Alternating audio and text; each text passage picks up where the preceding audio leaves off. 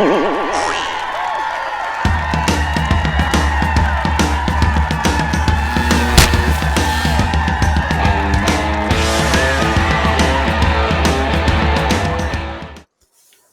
everybody. Welcome to another Comic Source Comic Boom collaboration. Happy Tuesday. Happy new DC comic book day, I guess. November 15th, 2022. If you're in the U.S., Thanksgiving upcoming. No, Rocky north of the border there already had his, but the holiday season is upon us. So just want to remind everybody we'll be doing the 12 days of the Comic Source again. I'm going to try to get more interviews than I've ever had before, as many as I can. Kind of crammed into that 2 weeks before Christmas, so hopefully that will be a really good time. So as far as this week of DC Comics, I thought it was a pretty solid week. Nothing that was stand out, jaw dropping. Oh my god, that's so good. I at this point, as I'm saying it, I don't even know what my book of the week is. Hopefully by the time we stop talking, I'll know. But yeah, what do you think, Rock? I actually think this was, well, there's one I didn't read, and that's World's Finest, and I'm sure that's I'll probably regret that, which is kind of odd. I just, of all the things that you would think I would have read first, I probably would have read World's Finest first, but I actually thought it was a little bit of a downer week for me. There's a couple that I like, but overall, this was... I got more criticisms than anything else, but I did enjoy Stargirl because I'm enjoying what Geoff Johns is building, and there's a couple other standouts. But for the most part, I thought it was a little bit sort of a mediocre week compared to some other weeks. So, but we'll get into it. Yeah, I can't say that I disagree. Here's the thing: some of the books, like the potential is so great, the execution maybe not always on point. So yeah. Well, let's kick it off with Black Adam number 6. This is number 6 of 12 limited series. Obviously, the Black Adam movie. Man, people have already stopped talking about it. I feel like it sort of came and went. But yeah, I mean, if you haven't listened to our review, Rocky and I both really loved it. So go check that out. Did you ever get a chance to go see it again? No, I never did. No, I never did see Black Adam again, but I might if I find a spare moment in the week. I think it's the type of movie that I would enjoy seeing again. And but on a slightly different note, but also related to Black Panther, Wakanda Forever I love that. I did a review. I reviewed Wakanda Forever. I reviewed Black Adam, but both really good movies. Wakanda Forever, though, I thought was exceptionally good. I'm on the side that loved the movie. I know it's a little bit of mixed reaction from fans, but I didn't, the way they handled T'Challa and replacing his character, even though I'm not a big fan of replacing characters, and generally speaking, I thought they did it exceptionally well. So I encourage people to see it. I'm sure they would have preferred not to replace him. Yeah, certainly. It's such a tragedy and what have you. I have not seen Black Panther. I'm not caught up. I mean, it's funny. I went and saw Black Adam. I haven't seen all the DC movies, but Marvel, I don't know. I feel like I haven't even seen Endgame or Infinity War or anything. So I feel like I need to get caught up before I go and see that. Yeah. Also, I'm not a big, as far as the character, Black Panther or whatever, I could take him or leave him. So, but let me ask you this: did you like Black Panther better than Black Adam?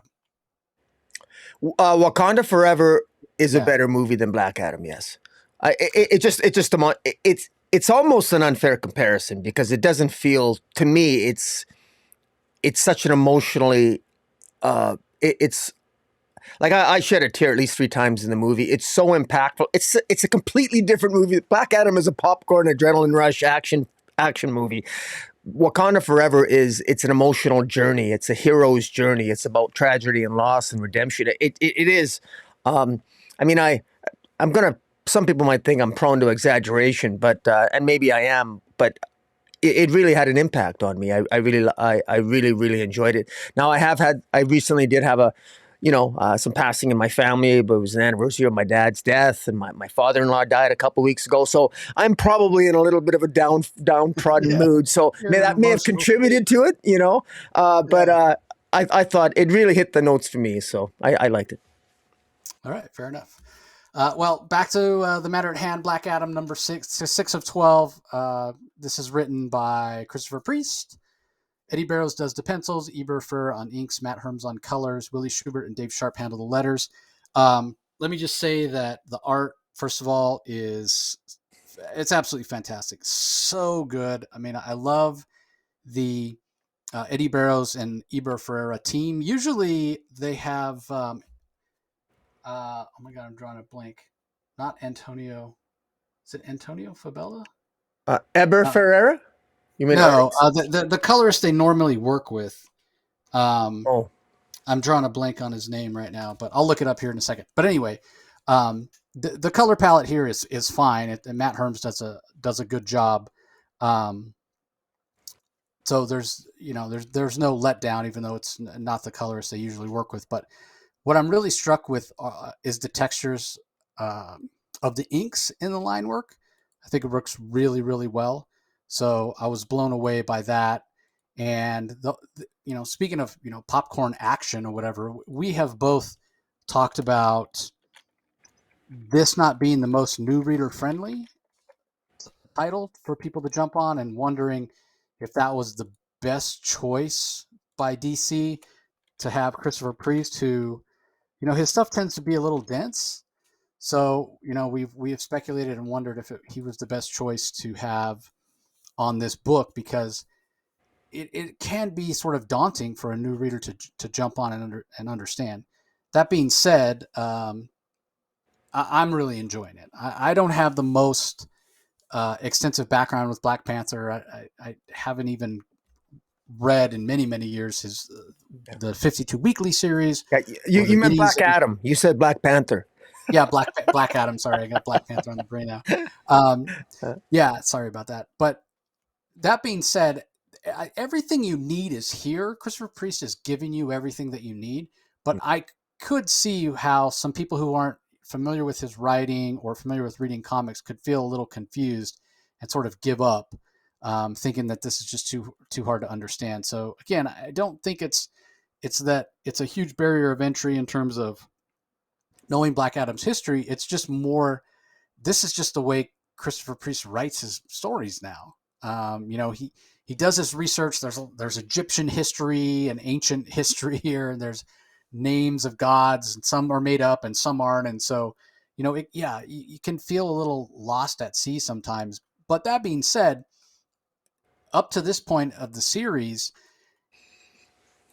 we've gotten a lot of setup, and now it feels like that's starting to pay off, because basically this particular issue is just one giant fight between Black Adam and Batman, and Batman's in the kind of the bat armor like he wore in Superman versus Batman. Speaking of movies, but come to find out, he's not really battling Black Adam. It's more of kind of this simulation. And then when he finally sort of breaks out of the simulation, when Black Adam finally breaks out of the simulation, he calls Bruce Wayne and basically says, I'm coming for you." And Bruce Wayne's like, what are you talking about? Black Adam's like, you're lecturing me on how I should behave and choices I should make, ruling my country, blah, blah. And Bruce is like, what the hell are you talking about? So apparently there's somebody else pulling the strings, and it very well may be that it's Martian Manhunter who is pulling the strings, because we get a great final scene of Martian Manhunter there, and he could have, with his mental powers, he could have been putting this vision, this idea of Black Adam being trapped in a simulation. He could have been putting that in Black Adam's brain, all to sort of evaluate if Black Adam is really worthy of being a member of the Justice League. We've talked a lot about Black Adam being a straight up villain in the past, and how DC likes to, if a character is even remotely popular as a villain, hey, let's make him an anti-hero on their journey to becoming an outright hero. When we saw Lex Luthor a member of the Justice League, Black Adam's been a member of the Justice League. Who's next? The Joker? I mean, it gets to be a little bit ridiculous, because that's just not who Black Adam is. And as much as we enjoyed the movie, we did talk about that in the review, and how Black Adam, he's just a different kind of person. I don't know that you call him a hero. I don't know that you call him a villain.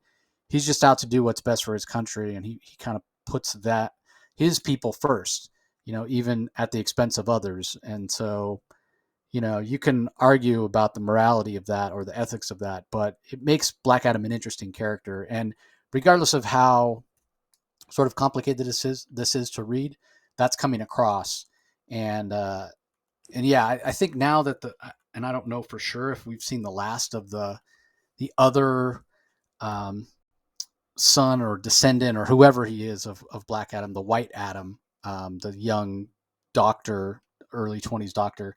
His, I talk about the story being confusing, and I just haven't, that character hasn't resonated with me, and it feels like it's confusing. It doesn't make a lot of sense, and it just feels sort of thrown in there. Get him out of the way and just give me Batman versus Black Adam, and I'm happy. So this, as I said, has really been working for me. And the colorist whose name I can remember is Adriana Lucas. That's the team I'm used to seeing. And again, Adriana Lucas is a fantastic color artist, does a great job, especially with lightning and special effects, and usually the stuff kind of jumps off the page. But again, Matt Herms does a great job here. But if you talk about Eddie Barrows on pencils and Eberfer on inks, for me, Adriana Lucas is the colors that I want to see. But again, no disrespect to Herms. He does a great job too. When there's a double page splash, the title page, that has Black Adam and Batman facing off against each other, fists at the ready, almost like it's a poster for a title fight, and it just looks fantastic. And that symbol on Black Adam's chest is like glowing.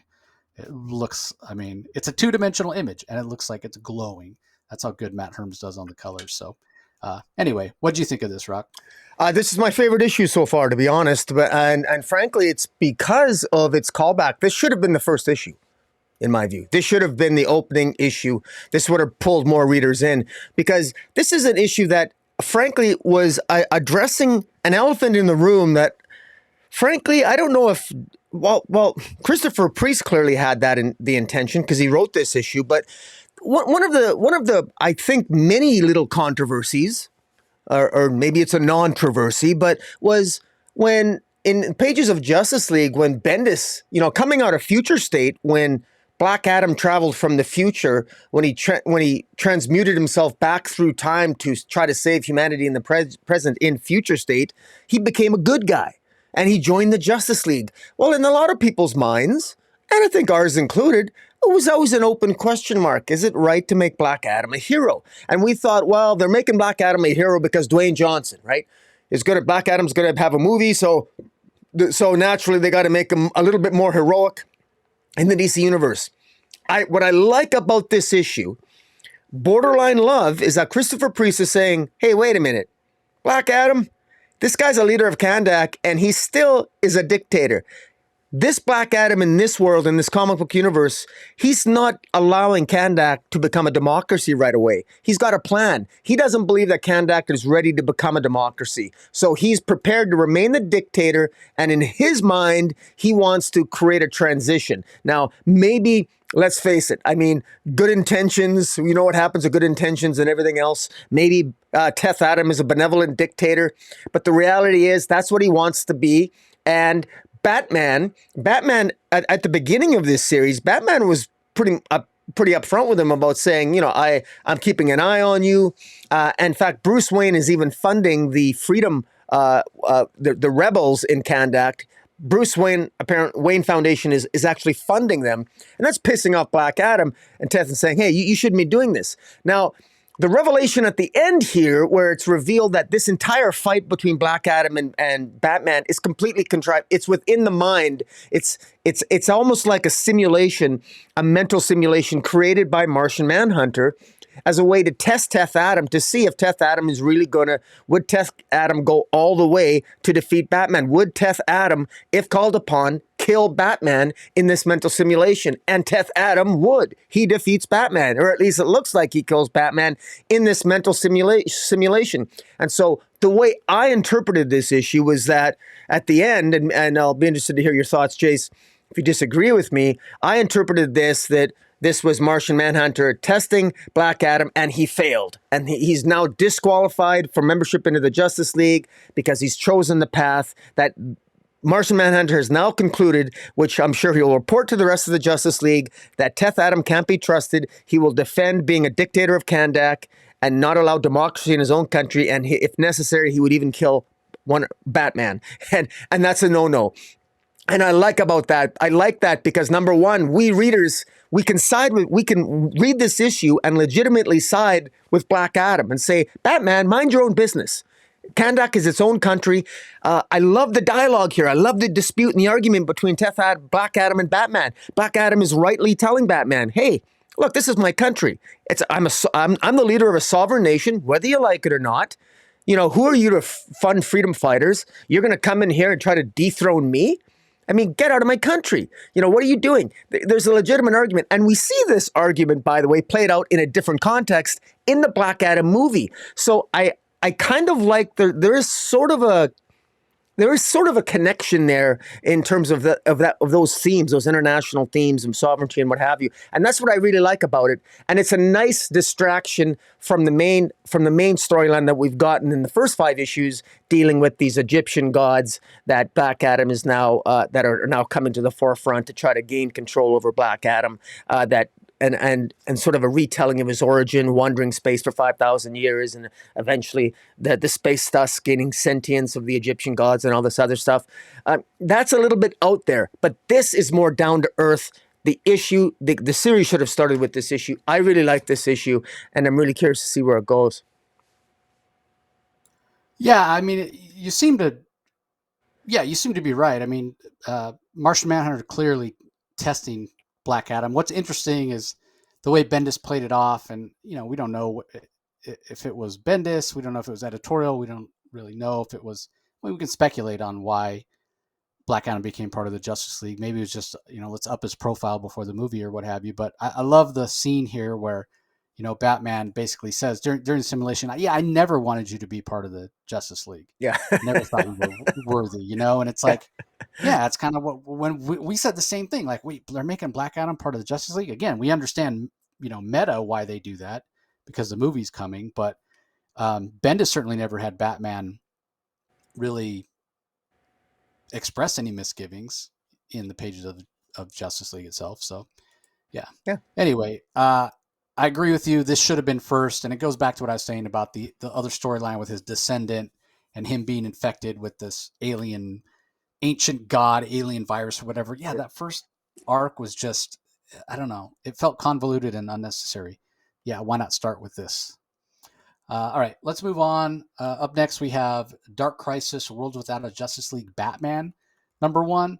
There's a Zatanna backup. The Zatanna backups by Megan Fitzmartin. Dan Jurgens and Norm Ratman do the art. Federico Blee on colors. Troy Petrie on letters.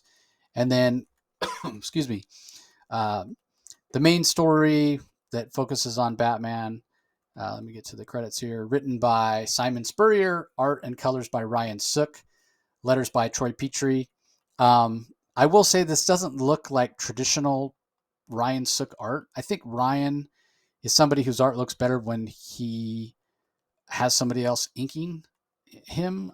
This art's okay, but it just doesn't look as clean or as polished as I'm used to seeing his art. So anyway, what did you think of this issue, Rocky?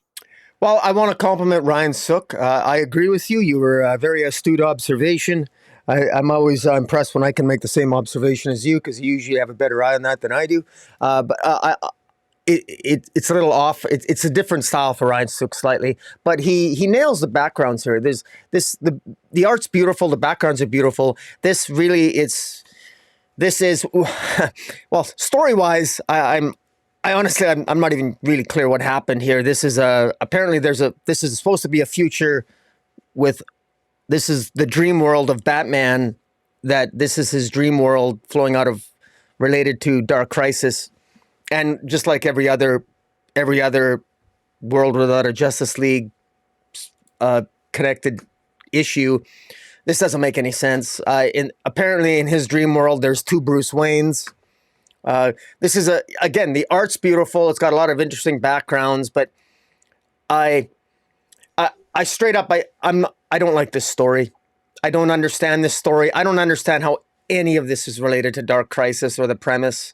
It's the same criticism of all the other Dark Crisis tie-ins, that just this, I don't understand this world without a Justice League. I don't understand, what is this Gotham? Why does it have 2 Bruce Waynes?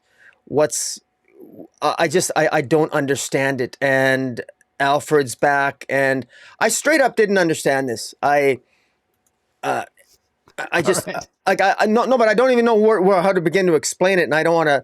I feel like fear that I should just stop talking. It's beautifully drawn, but I just don't understand. Was Cy Spurrier? I don't know what he was trying to say. Why is there two Bruce Waynes, and what does this Well, have to do with Dark let Crisis? me explain. Let me explain what I happened, and then maybe it'll okay, make more sense to you. yeah, I don't get it.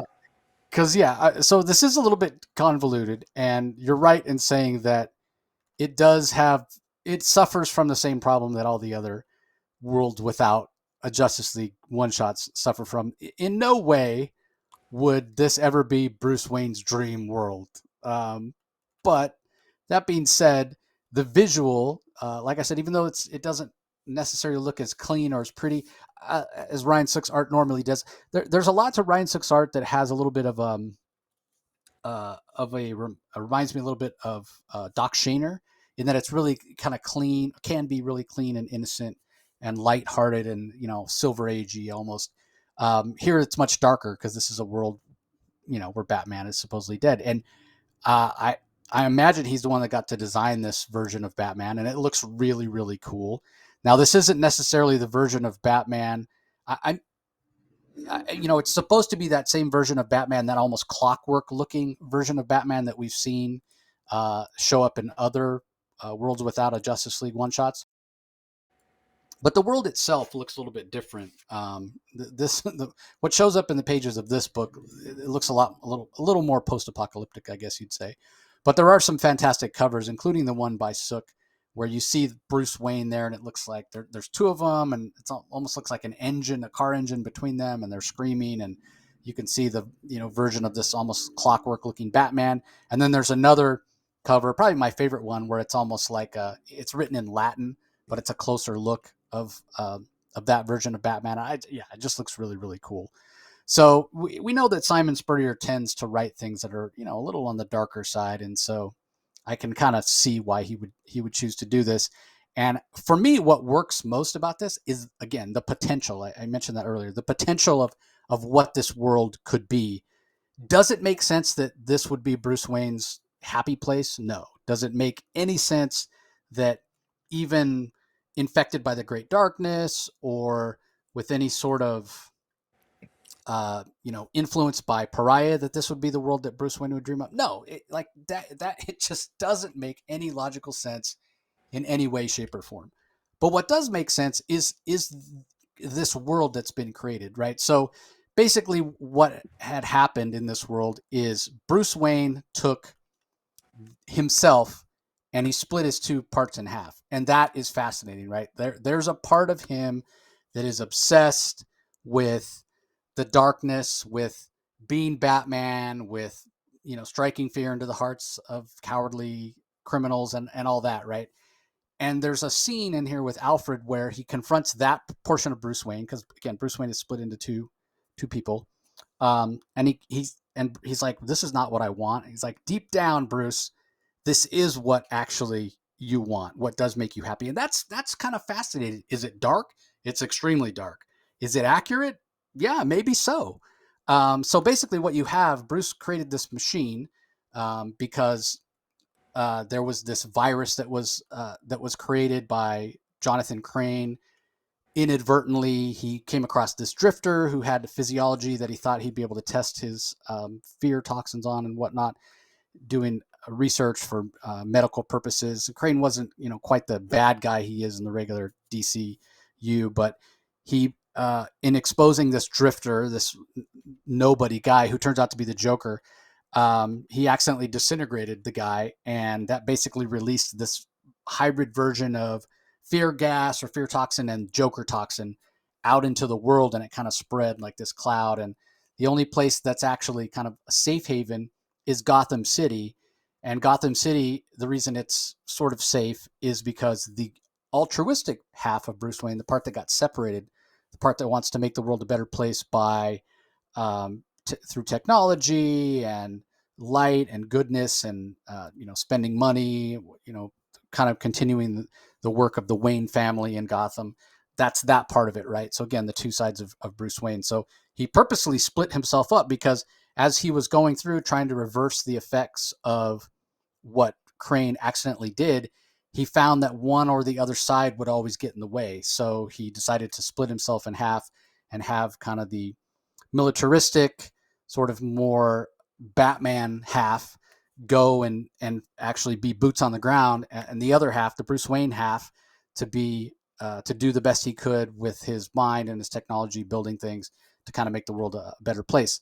And and they're all within Gotham City. Now, on the outskirts of Gotham City, where the mansion still exists, that's where Alfred lives, and where the equipment exists that allowed Bruce Wayne to split himself into two.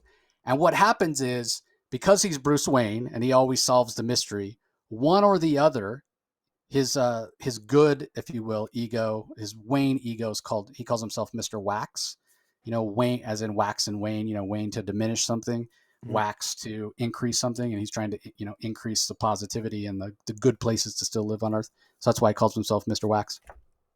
Either Mr. Wax goes out and captures the Batman version and takes him out to the mansion, or it goes the other way and Batman, for some reason, feels the need to go capture Mr. Wax and take him there. But either way, we were told it's happened like 50 something times by Alfred. And every time it does, Alfred has to kind of erase their memories and reset and send them back out. And the reason Alfred does this, that, as Alfred explains it, he's the one that's expositionally explaining what's happening to us.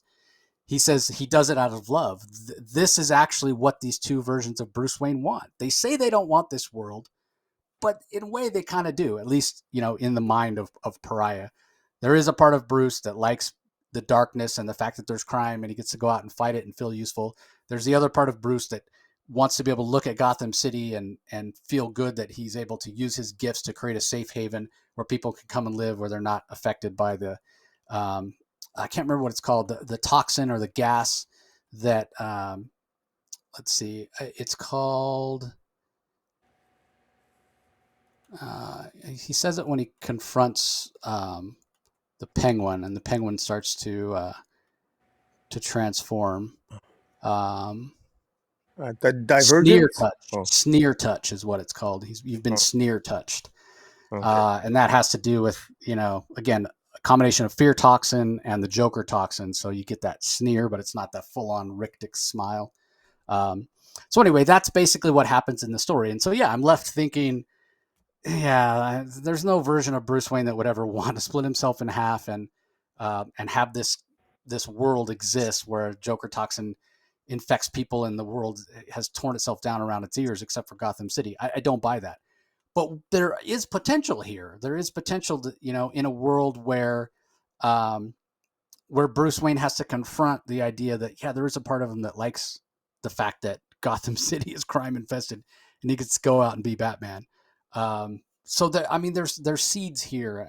I wish that this world and this story had been told in a different context as opposed to Dark Crisis, where it could have been expanded upon more. And who knows, maybe we'll go back and visit some of these worlds. But again, that whole idea of splitting himself in half, I just don't know that works, except for the fact that it does strip away Bruce Wayne completely. And it's interesting because when the Batman version of Bruce Wayne, when kind of his Bruce Wayne side is stripped away, he can't even articulate. He's not even really that articulate. He speaks in like broken sentences. He's much more, I don't want to say animalistic, but he's a little rough around the edges. I'll put it that way. But the visuals are fantastic, and I'm intrigued by the potential of the story. The execution was, yeah, and the fact that it, like all the one shots, it doesn't fit in at all to the idea of, yeah, this is no world that Bruce would ever want.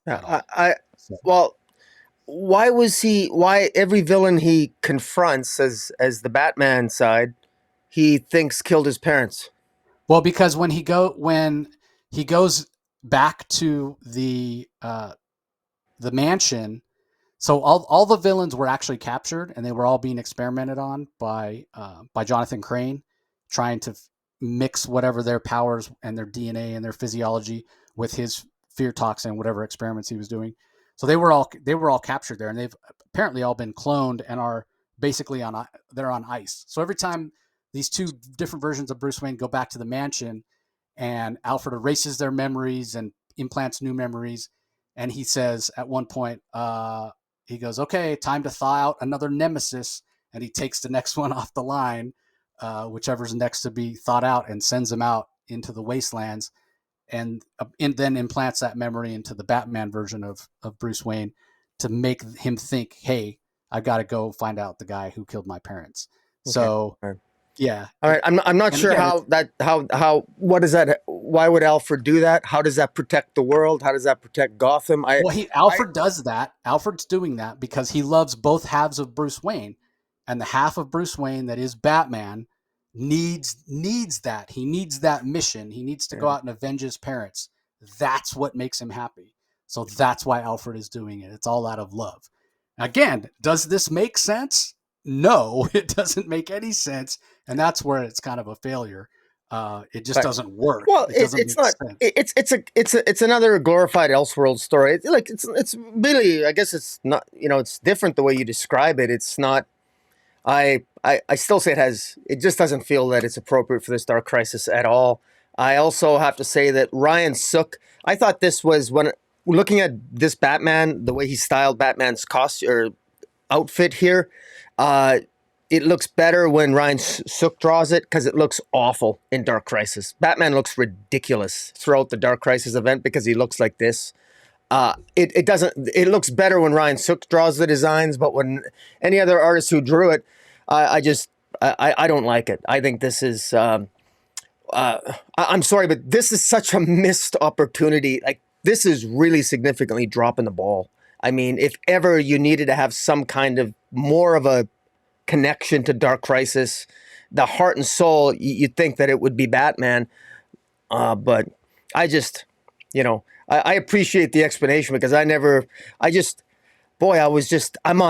was approaching this in a much more different way. I thought this would be much more significant, but instead this is yet another example of Dark Crisis. No one's talking about it. And then we read this. This is supposed to be connected to the event. This is, just as straight up, this is false advertising as far as I'm concerned. But anyways, thank you for that explanation.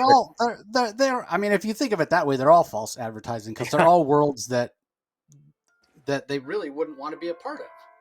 They just wouldn't. So, at the end of the day, it doesn't make any sense. All right. Anyway, the backup with Zatanna, it's a throwaway. Nothing happens. Nothing. That's all I'm going to say about it. I don't. Yeah. Well, the backup's by Megan Fitzmartin. Nothing happens in it at all. I didn't even know. Honestly, I didn't even know Zatanna was killed.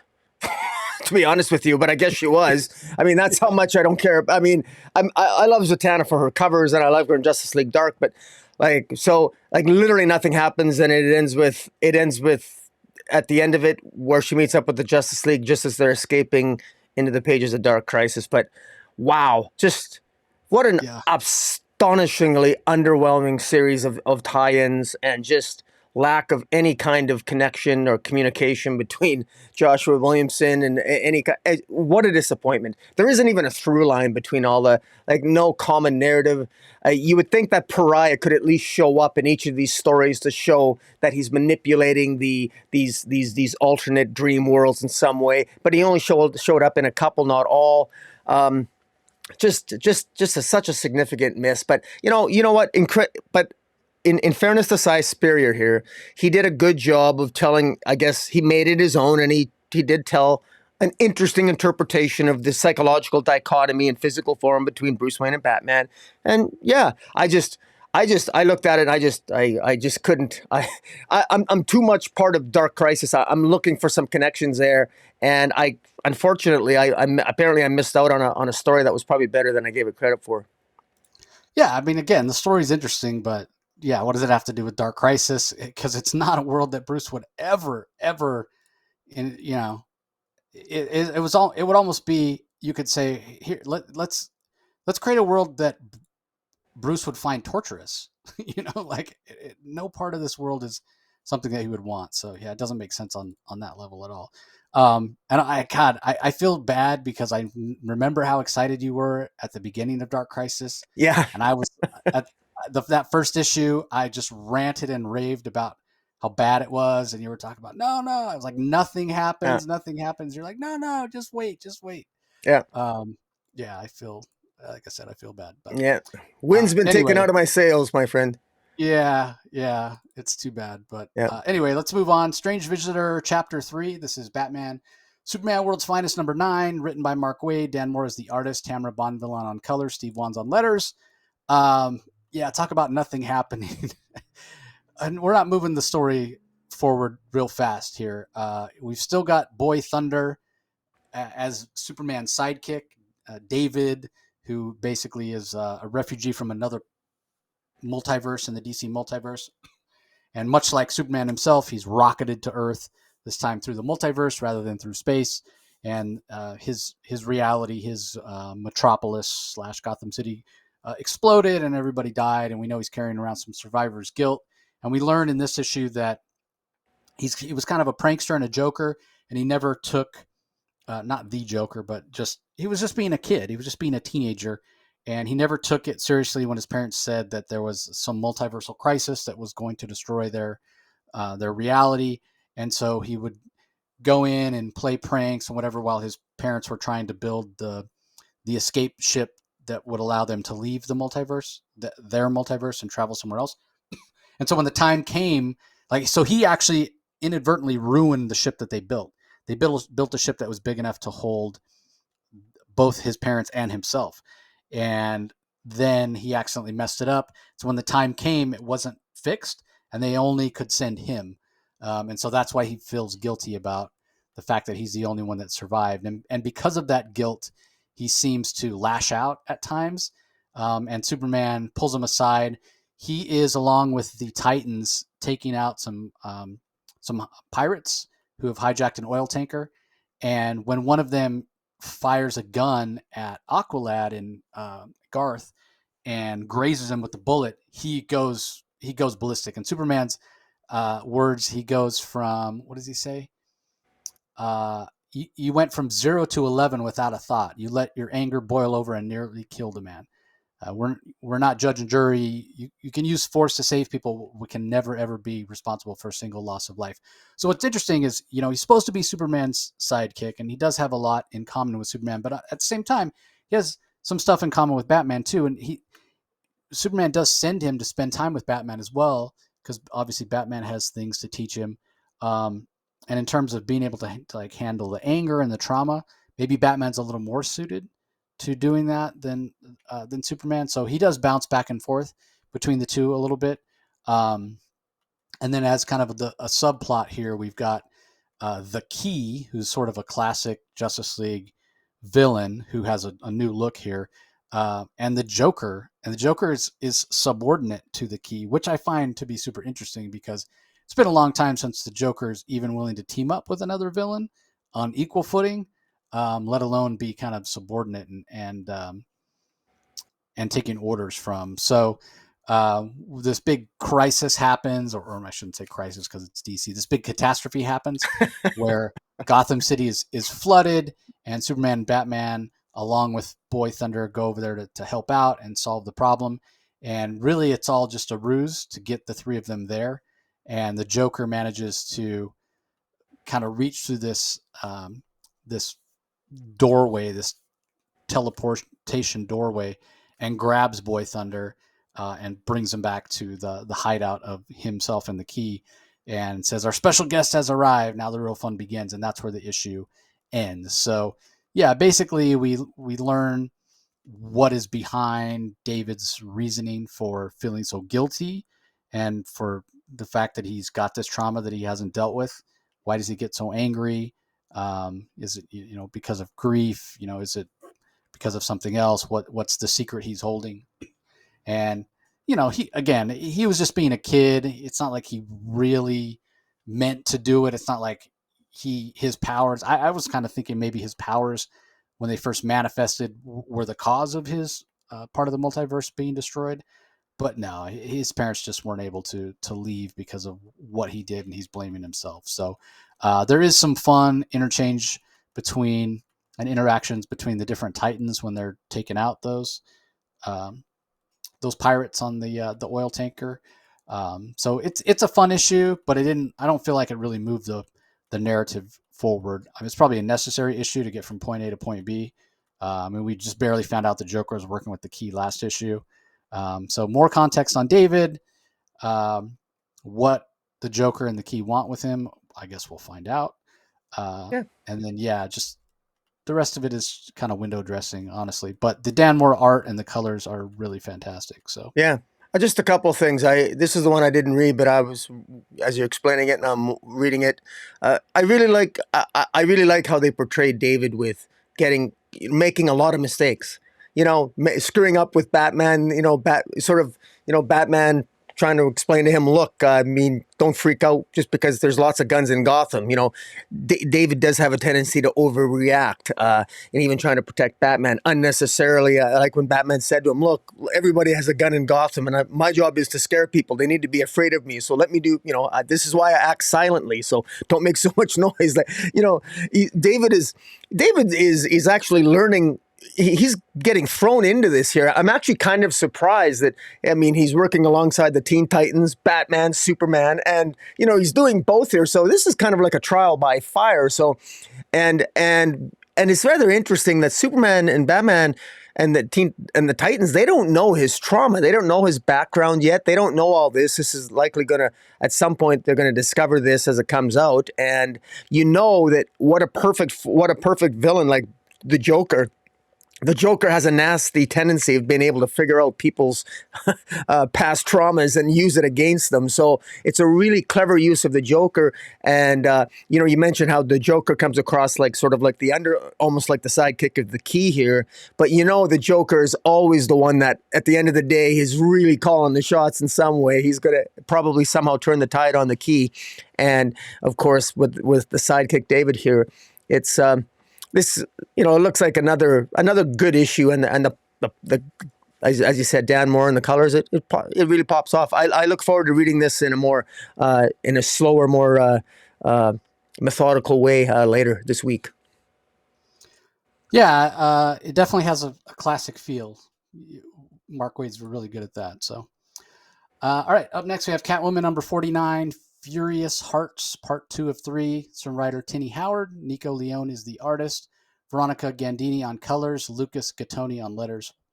There are some interesting covers, I'll say. Made one by Geoff Deco. But then the one where she's licking her own hand. I'm not... Yeah. Little Michelle Pfeiffer vibe, I guess, a little bit. I get it, right? She's a cat and they lick themselves, but I just thought it was weird. Anyway, what do you think of the issue? I've been relatively enjoying Tini Howard's Catwoman. It hasn't been bad. I've been, I think a lot of people have been, I think, unreasonably harsh on this series under Howard. I've actually been enjoying it. And I find that generally speaking, there's a cohesion and a consistency to the narrative that is starting to shine through. In particular, her relationship with, I'm just drawing a blank on the name. What's Valmont? Valmont. Sorry, thank you. And even her, and then of course she's got a sort of like almost a quasi mobster sidekick, Darius, who we know has been kidnapped, and she rescues him at the beginning of this issue because her and Valmont were in Europe. Exploring some other mob ties connected to what's going on in Gotham with Eco, who is Catwoman when Selina is away. And all these moving parts, Tini Howard does a good job of weaving them all together here. Now, I'm not sure, it's interesting. Tini Howard is weaving a fine needle here because everybody wants Selina to get together with Batman. But of course, they're not together. I mean, the wedding never happened, but you could tell Selina here loves Batman, but she's also she's sleeping with Valmont. Valmont, obviously has feelings for her. But Selina's not, she's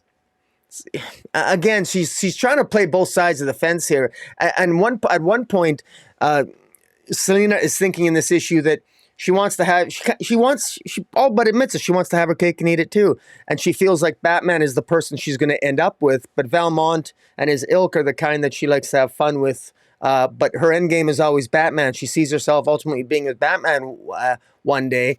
And I like the way that Tini Howard scripts Selina's thoughts it's believable to me. This is very much a more quite a unsurprisingly promiscuous and sexual Catwoman. That much is clear. And Tini Howard is weaving a tale here where there's a you know she always seems to attract trouble, Selina. Whether it's with Valmont or whether it's with Darius, whether it's with Black Mask, and that's still that's still going on behind the scenes, and there's surprisingly there's a growing intimacy between her and Valmont here, which at some point, I mean, perhaps it's as a credit to the art and the artist Leon does a really good job here. It's probably one of the most it seems really intimate. In fact, I was really impressed with the tattoos on Valmont. He's laying there. Selina's very affectionately, intimately touching his face.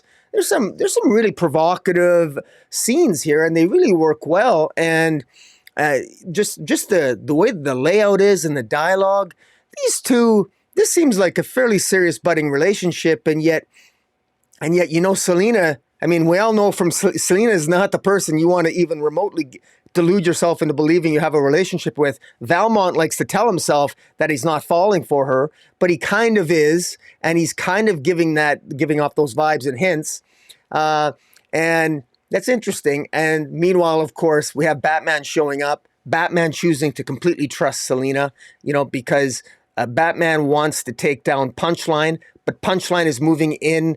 We know from her first issue of her own series, Punchline is moving in on Iko's territory, and the Ika Hasagawa mob family. And Catwoman wants to take Punchline down, and Batman's in her way, and she just asks, and Batman has no problem stepping aside because he trusts Selina. I found it a little interesting that Tini Howard portrays a Batman that is that completely trusting of Selina, that is willing to completely step aside and let her do what she wants to do. But perhaps believable given the role that Catwoman played in Joker War at the ending of that. And so there is a greater amount of trust, arguably, between Batman and Catwoman following the end of Joker War. So this possesses a good degree of verisimilitude. There's a nice little overlap at the end, or an overview at the end, which outlines all of the connections that Catwoman has, and Batman even talks about them. And he references them as a way to justify why he trusts her. He references them. He talks about, you have a lot of allies, Selina, a lot of friends, a lot of people who trust you, a lot of people who are willing to fight for your case. And he shows all of them. He shows the stray cats. He shows Darius. He shows Valmont. He shows Iko. He shows the black woman there. Oh, I forget her name. She's she was even on the cover. In any event, lots of friends, lots of allies, and I like where this is headed, and I like the fact that maybe Batman's stepping back to let Selina handle things, because ultimately it's that trust that will ultimately lead one day, of course, inevitably somewhere in a future, not necessarily a Tom King future. Well, Batman and Selina will actually get together, and maybe that wedding will take place in my lifetime, but we shall see. Yeah, it's funny that you mentioned Tom King. You talk about, a lot of people ship Catwoman and Batman, and I question that. Like, I wonder, do they really though? Did anybody before Tom came along really think they would get to the point where they'd actually be married? Like, that's Tom's thing, right? And I get it. Like, he was the writer on Batman, and he can do whatever he wants. And I am a Tom King fan, but I've never liked Catwoman and Batman together. Don't like the matchup. Don't like the pairing. Never have. I find it to be tropey, and it's the forbidden fruit. Do you have a preference? If not Selina, who would you pick, Jace? I'm curious. Zatanna. We've had some stories lately with Zatanna. Of course. Have history. The Wayne family, or at least Bruce's father, was friends with Zatara. So yeah, okay. I'd rather go that direction. That's more interesting to me than Catwoman. It's just so. But whatever. I mean, this is the hand we're dealt, and so this is what we're dealing with.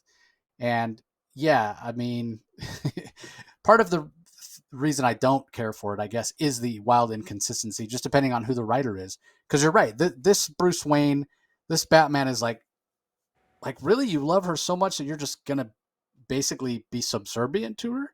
Well, I guess because this is the Catwoman title, right? If it's over in the pages of Batman, Batman's going to be a little more dominant. So I don't know. It didn't really it didn't really come across as making a lot of sense to me.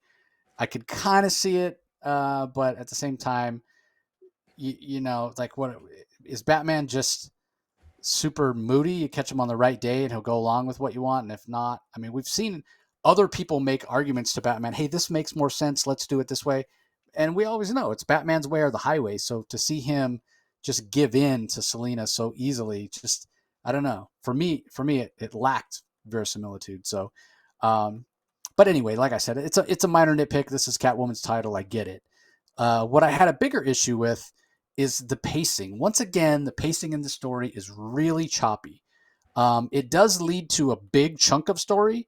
Um, you know, I question the pacing in terms of Dario's kidnapped, Catwoman's in Europe. She has to jump through all these hoops with Valmont to even get back.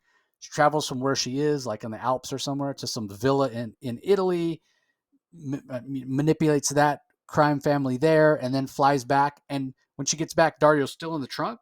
I mean, you would think like days have gone by. How much time did this poor guy spend in the trunk? But yet there she is rescuing him. So again, it you got to kind of squint and just be willing to go along for the ride. But again, then it jumps from that to her in Valmont, like you. Well, actually, it jumps to Alley Town where she runs into some strays. And I don't know, this stray that, well, I just took this delivery and I didn't know what the job was. Dude, you're wearing an outfit that has Royal Flush stuff on there. Oh, Yeah. well, I was trying to get information on him from and Selina just buys it. And again, I'm like, that's not necessarily a Selina I know. She's been a loner. She's come up through a lot of crap, you know, especially if you buy into the whole year one, Frank Miller year one origin of Batman, you know, but she just believes this guy. So again, I'm questioning the logic of that. So we jump from that to Dario's at her apartment. Then she's talking to Eco. Eco, and then from there to Valmont. So and from there to Batman. So again, because it jumps around so much, it allows Tini to put all the pieces in place to move this forward with her taking on Punchline and Batman stepping back to allow Selina to do that and do it her way. Um, so I mean that's interesting. Punchline is, in my mind, a better villain, more on the level of a Catwoman as opposed to a Batman. I mean, I've talked a lot of times about if Batman were real and the Joker were real, Batman would take the Joker out in like 30 seconds, and that would be the end of it forever. Because Joker doesn't have any superpowers. Um, Catwoman, in my mind, is less formidable than Batman. So matching her up against Punchline, I think, is better. Because again, I think Batman defeats Punchline in like 20 seconds, even quicker than the Joker. So that being said, I could really do with less Punchline in my life. She's, in my mind, a horrible villain, tropey and derivative, and just not in the least bit interesting. The art is solid. Visual storytelling is great. I do wish that, and again, I don't know if this is just the narrative because it does try to cover so much and the transitions aren't great between scenes. And I don't know how you could do that better. It's just the nature of the script. So I'm not going to hold that against Nico Leone. So yeah, I run a little hot and cold on this title. Some issues are better than others. It's just, I feel like Tini Howard just hasn't found consistency on the title yet. So, all right. Up next, we have Dark Crisis Young Justice #6. Um, if you think that the worlds without a Justice League have no business tied into Dark Crisis, man, this really, we finally get a little bit of lip service into why this is tied into Dark Crisis when Mixius Pitalik, who's apparently Mixius Pitalik's son, basically says, yeah, Pariah's kind of messing around with the Justice League, and so I thought it was time for you Young Justice guys to have your own world, and so I stole a little bit of his power, and I made this world for you, and I can't believe um, that you guys kind of rejected it. I was trying to help you out. I was giving you the world that you deserved. Um, and I'm like, really? That's how this ties into Dark Crisis? Well, I guess at least we got lip service for it. Um, in terms of the story, I mean, it's a little generic. Mickey gets defeated, as we all know he was going to, and he's defeated by these Young Justice characters coming together and reminding themselves why they do what they do. Um, and in the end, it's called Youth Ends is this final issue, and it goes back to something that Rocky and I talked about that's sort of inherently challenging with these characters. Just at the time they came along during the 90s, they were supposed to be the next generation of heroes. But we already kind of had the next generation, right? So you have Barry Allen, and he had already passed the baton to Wally West, and Wally West was the Flash. Well, now you need a younger version to kind of fill that gap that Kid Flash used to fill. So you come up with Impulse. But then Barry Allen comes back, and now it's like we have this other generation of heroes, but they sort of don't fit anywhere, right? We've sort of moved on from them. You had Tim Drake, and or you had Dick Grayson and Jason Todd to some extent. And then you had this Robin, Tim Drake, but then Damian came along. So now where does Tim Drake? It's like the middle child syndrome, right? And it's kind of tough because these guys were Young Justice, but they're not young anymore. They've been around for 30 years almost. So how do they still fit in? And that's a challenge, and it's a little tough.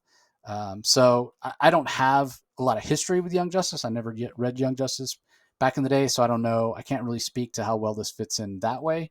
But it is kind of interesting, and the art by Laura Braga is solid. I do wonder why on the final page, this splash page, it's supposed to be an iconic look at the members of Young Justice. Why does Connor have patches poorly sewn on to his knees? But I don't know. Every time I look at that image, I can't help but stare at those patches. But for the most part, the art's really great, and the colors are really bright, and I like the look of Mixie or Mixie's Pitalik, even if his reasoning didn't make a whole lot of sense to me. But he's a fifth dimensional imp, so logic kind of goes out the window.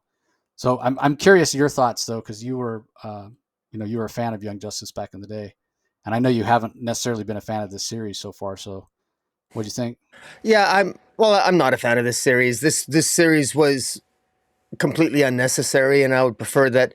It started off being entertaining, and unfortunately, the very things that I found entertaining in the first issue was just all misdirection because Megan Fitzmartin very intentionally and deliberately and speaking through the characters makes it absolutely clear what she detests about the 90s, and all the things that I like about it she hates. And she makes all these characters speak out against it, and even in this issue, what are those things? I'll give you an example. In this issue alone, Impulse apologizes for his behavior. Why are you apologizing for your past behavior when you were a child? Oh, Why are you apologizing for how you were when you were younger? You were young. I mean, to make all these excuses that somehow this is a different time, suggesting that this is a different age, a different time, that which came in the past. We were so backwards back then, and it was just. I feel personally like it was just. Look, I'm a big boy. I get it. Times have changed. I get it, but I didn't feel, rather than just have fun with it and it more through parody poke fun at it. This was a statement that quit bitching about the past, quit wanting the past to come back, as opposed to just having some fun and you could have given us even an imaginary tale or a tale of Young Justice in the past, like we've been getting in World's Finest. Like these guys apologizing for like their misogynistic jokes and whatever that bugged you. Well, when they were younger, when they were youthful. Yeah. I don't apologize for how I talked when I was in the 1980s. I was a product of my time. We're not talking about you though. We're talking about these characters. You didn't like same thing. Same thing. Well, same thing. It's the same thing. I'm. What I'm saying is, and again, it's. I just feel that this whole thing has been an apology to fans that, oh, you love these characters? Well, they're apologizing to you for being exactly who they were. And who they were, those characters that entertained you for all those years, they're apologizing for who they are. And implicit in that is you shouldn't like those characters like they were in the past because they're different now and they've moved on. Well, I kind of already knew that.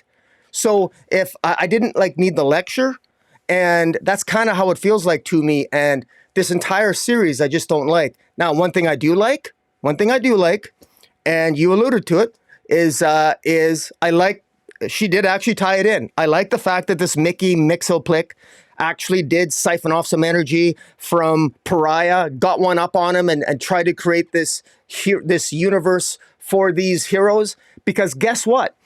Of all the tie-ins, the World Without a Justice League, I will admit that I can at least maybe justify it in a way that this was more enjoyable reading these 6 issues, as despite the issues I had with them, than it was reading the World Without a Justice League stories. Because at least here, there was at least the illusion of fun, even though it was all just a big dream. At least we had that. And the art was really good. I enjoyed the art, and it was a nice callback. And I really did laugh openly out loud at the first issue.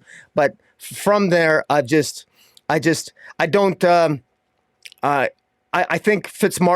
Megan Fitzmartin had the right intentions. The execution for me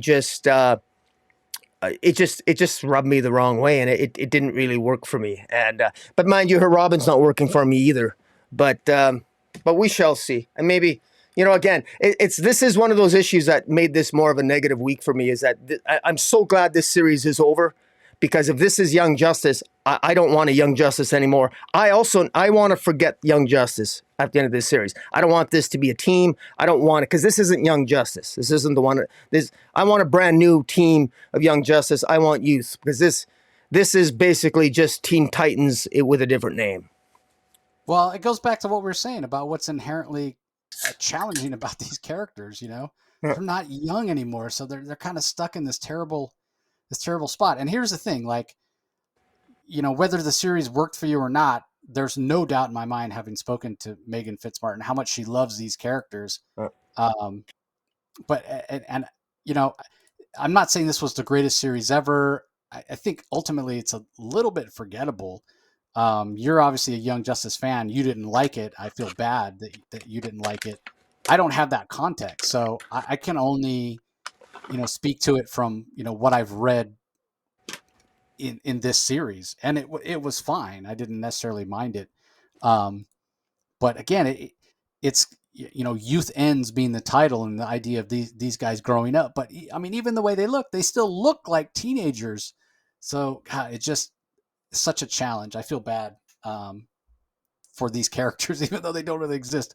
It's tough, and anybody that has to write them. A lot of times you hear comic writers say, God, Superman's the hardest one to write. He's so powerful. I don't know where to take him. I would think these characters are even more challenging in a lot of ways, because at least Superman's enduring, right? Like, he doesn't necessarily evolve that much. And again, that's the challenge. How do you keep it interesting when he doesn't really change? And he's always, the big blue Boy Scout. But these characters, I don't know what you do with them now. They're older, but are they? And yeah, it's tough. Yeah. All right, let's move on. Up next, we have Stargirl, The Lost Children, #1.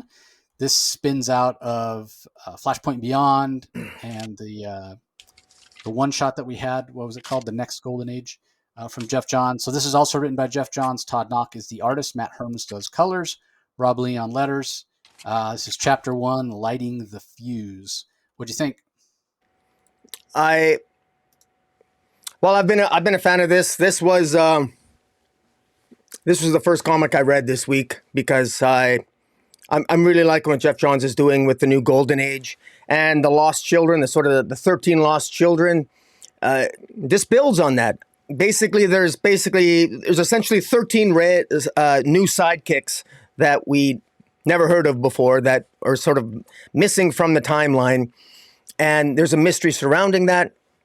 And this is an issue that is very well crafted, and again, full props to Geoff Johns. The art by Todd Knock is very good. Matt Herms as the colorist, excellent. We get a lot of information in this issue, and it's done in a very, I think it's well paced, it's easy to read, and at the same time, in typical Geoff Johns fashion, I think it's easy, it's easy to follow. I'll say, let me rephrase that. It can be challenging at parts, but it does flow if you take the time and read it. There's a lot of information crammed packed here. We got, in this issue alone, we've got all kinds of sidekicks that are mentioned. Dan the Dynamite, John Henry Jr., Cherry Bomb, Jimmy Martin, who's TikTok, Larry Jordan, Airwave, Molly Pitcher, and Betsy Rose, Wing, the Newsboy Legion, the mysterious Eighth Soldier of Victory, Robot Man's Robot Dog, Stripesy, father of Stargirl, and we have the surrounding mystery. We got Stargirl, we have Courtney Whitmore, Stargirl, and Amico, the Red Arrow, essentially trying to solve the mystery of what is happening with all these sidekicks. And in particular, there's this character, Dan, that there was this hero that we meet at the beginning of the issue called TNT. He had a sidekick called Dan the Dynamite. And Kid Dynamite, I think. What's that? I think his name was Kid Dynamite, wasn't it? Kid Dynamite. I could stand to be corrected, my friend. I think his real name's Dan Dunbar. Yeah, it says yes, TNT and Dynamite. Yeah, right. And they were last seen in the 1940s, and 6 months ago we're shown a scene where an older Dynamite in the present day is essentially it looks like he's trying to put together a book, and he's doing research on trying to locate and find all these sidekicks that he remembers, but the world has forgotten. And ultimately, it's Red Arrow, Amico, goes to Stargirl and says, Courtney, come on, let's go investigate this. And ultimately, they come across Dan's, I guess, work study, where he's got pictures of all these sidekicks, and there's a great page on the board. He's got all these pictures of all these sidekicks, and I love how Geoff Johns does that. It's almost become a trope with Geoff Johns. Where he bombards the reader with all these things on the page, and as opposed to having the dialogue tell you, he lets the pictures tell you with the writing and the newspaper clips and everything else. And it's a wonderful little puzzle that we, the reader, can put together as we gaze at the beautiful pages illustrated by Todd Knock. Very well done. And the mystery builds. How is this all related? Why is this a big deal exactly? We don't really know. All we know is in his investigations, this older Dynamite character ends up at the end of the issue putting on a ring that TNT, his mentor, gave to him back in the 40s, and it makes him young again, and he washes up on an island where somebody tells him, you shouldn't have come here, Mr. Dunbar, and we don't know who is talking with him, although we can guess based on previous based on other issues that it probably could very well be Per Degaton, who is Per Degaton, or at least a younger Per Degaton, does seem to be collecting or have something to do with all these lost children. So I thought this was well done. If it builds on the previous issues, I would recommend, I think readers would get a lot more out of this if they read the previous issues, because there was the Stargirl, I think it was the Stargirl summer special, or I think, and that's a one shot that people should definitely pick up. Also, last week's the new Golden Age, pick that up as well. Those three, I think just those three are basically all the information you need. And of course, if you really want to have fun, buy Doomsday Clock, read Doomsday Clock again. It's all coming together. I love what Geoff Johns is doing here. And Flashpoint Beyond also.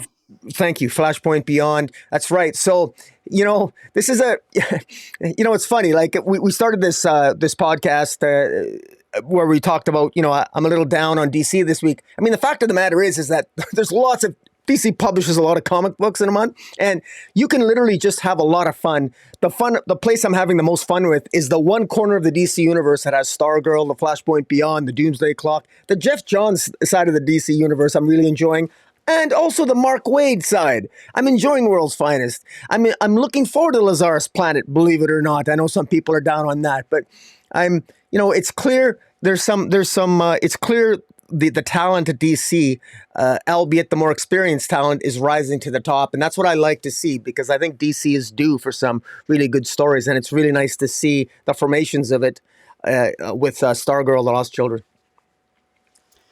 Yeah, so we're talking about an island that Dan Dunbar washes up on and, yeah, somehow becomes young again. Um, and you just got done talking about looking forward to Lazarus Island. Could Oh, it be all right. that the voice is Mother Soul? I Could don't be. know. Could be per Degaton. I don't know how much this is going to tie in. I know that Geoff Johns and Joshua Williamson obviously know each other. Are they going to tie in together? I have no idea. I'm enjoying this as well. I find the whole idea of 13 Golden Age characters that have been erased from Golden Age history to be really interesting. I did read the Who's Who entries last week after we finished recording, and there wasn't a whole lot there. It's interesting that some of them have been referenced and have actually showed up in Golden Age comics in the past.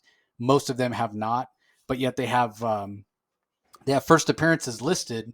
But if you were to go and buy those issues and look at them, the characters wouldn't be there. Now, those issues are oftentimes extremely expensive, so you're probably not just going out on a whim and saying, I'm going to go buy this Golden Age issue because so-and-so's first appearance is in there. Well, Aquaman's first appearance is in there also, and so it's going to cost you an arm and a leg anyway. So you're probably not going out buying it on the chance you're going to spec on some character that Geoff Johns is retroactively putting back into the Golden Age. So anyway, I'm enjoying this as well. Todd Knox, an artist whose work I always enjoy. He was the artist on the original Young Justice, and I would argue that this probably has more of a feel. Again, I haven't read it, so I'm speculating here, but that this has more of a feel of that sort of classic, timeless Young Justice series back in the day than the Young Justice series that we just got. But again, I'm speculating on that. As far as the art goes, man, when Dynamite and TNT put their rings together and Dynamite is like on fire, it almost looks like a Golden Age version of the Human Torch TNT hybrid. It looks really cool. So great to see Todd Knock back on a monthly book instead of just doing covers. All right, up next we have Titans United Bloodpact #3. This is written by Cavan Scott, art from Lucas Meyer, Tony Avina on colors, Carlos and Mangual on letters. The art on this is so fantastic. Lucas Meyer must be having a heck of a fun time designing these different versions of the Teen Titan characters. If you haven't been reading Bloodpact, basically, Brother Blood somehow has changed reality, and Tim Drake is in the new reality. He's the only one that realizes that things have changed. The Church of Brother Blood. of Brother Blood, the Church of the Blood, is now called the Church of Raven, and Raven has been captured, and we know that she, in some way, is being coerced into using her powers to help out the church, and she's kind of worshipped. And I think the general public in this reality don't realize that she's doing it against her will. But over the last couple of issues, or I guess last issue, because the first issue was set up and then last issue was Tim Drake in that reality. Tim's been going around and running into other members of the Titans and trying to bring them out of it because they're so immersed in that reality. They don't realize that this is not how reality is really supposed to be. So apparently in this reality, Bruce Wayne is dead and Dick Grayson has become Batman. And when Tim Drake confronts Dick, they fight, as classic comic book trope, but he is able to remind Dick Grayson that, hey, this is not how reality is really supposed to be. And toward the end of the issue, Starfire shows up and we find out she's like the main enforcer. They're called confessors in this world. They're kind of like militia, if you will, the militant side of the church that basically rule everything, religious policemen. And again, Lucas Meyer does a great job of illustrating her, making her look cool, making her look sexy, but making her look sort of evil. She's got this belt buckle that's a skull with these fangs, and it's pretty interesting in this issue the way that that Dick Grayson wakes her up is to kiss her, like he did when they first met, and they share that link and language and whatever. And Dick's like, "Now do you remember?" And she smacks him. She slaps him. She's like, "I'll take that as a yes." So it's, again, there's a little bit of humor. I think Cavan Scott is a great writer, and this has good pacing. It's actually very quickly paced, and there's a little character moments like that, and it's just an interesting story. And to go back to talking about what we said about Titans United the first go round, is how continuity light it is. How you don't need to be reading anything else in the DC universe to pick this up and read it and enjoy it. So that's probably the reason that they always have on the front cover a little logo for the Titans TV show.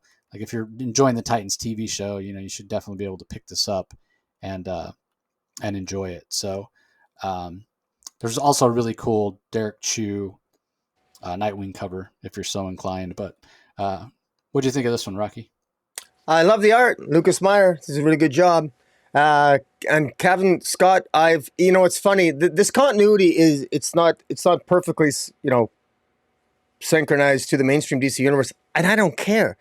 It takes all the best qualities of it takes all the character qualities of the characters that we know from the mainstream DC universe, and it's consistently written by Cavan Scott. So it's clear, it's very obvious that Cavan Scott knows these characters, but he's having fun putting them in his own world, but he's bestowing them with the personalities that we're familiar with. And that's what I love about this. So if you're going to do an out of it's almost like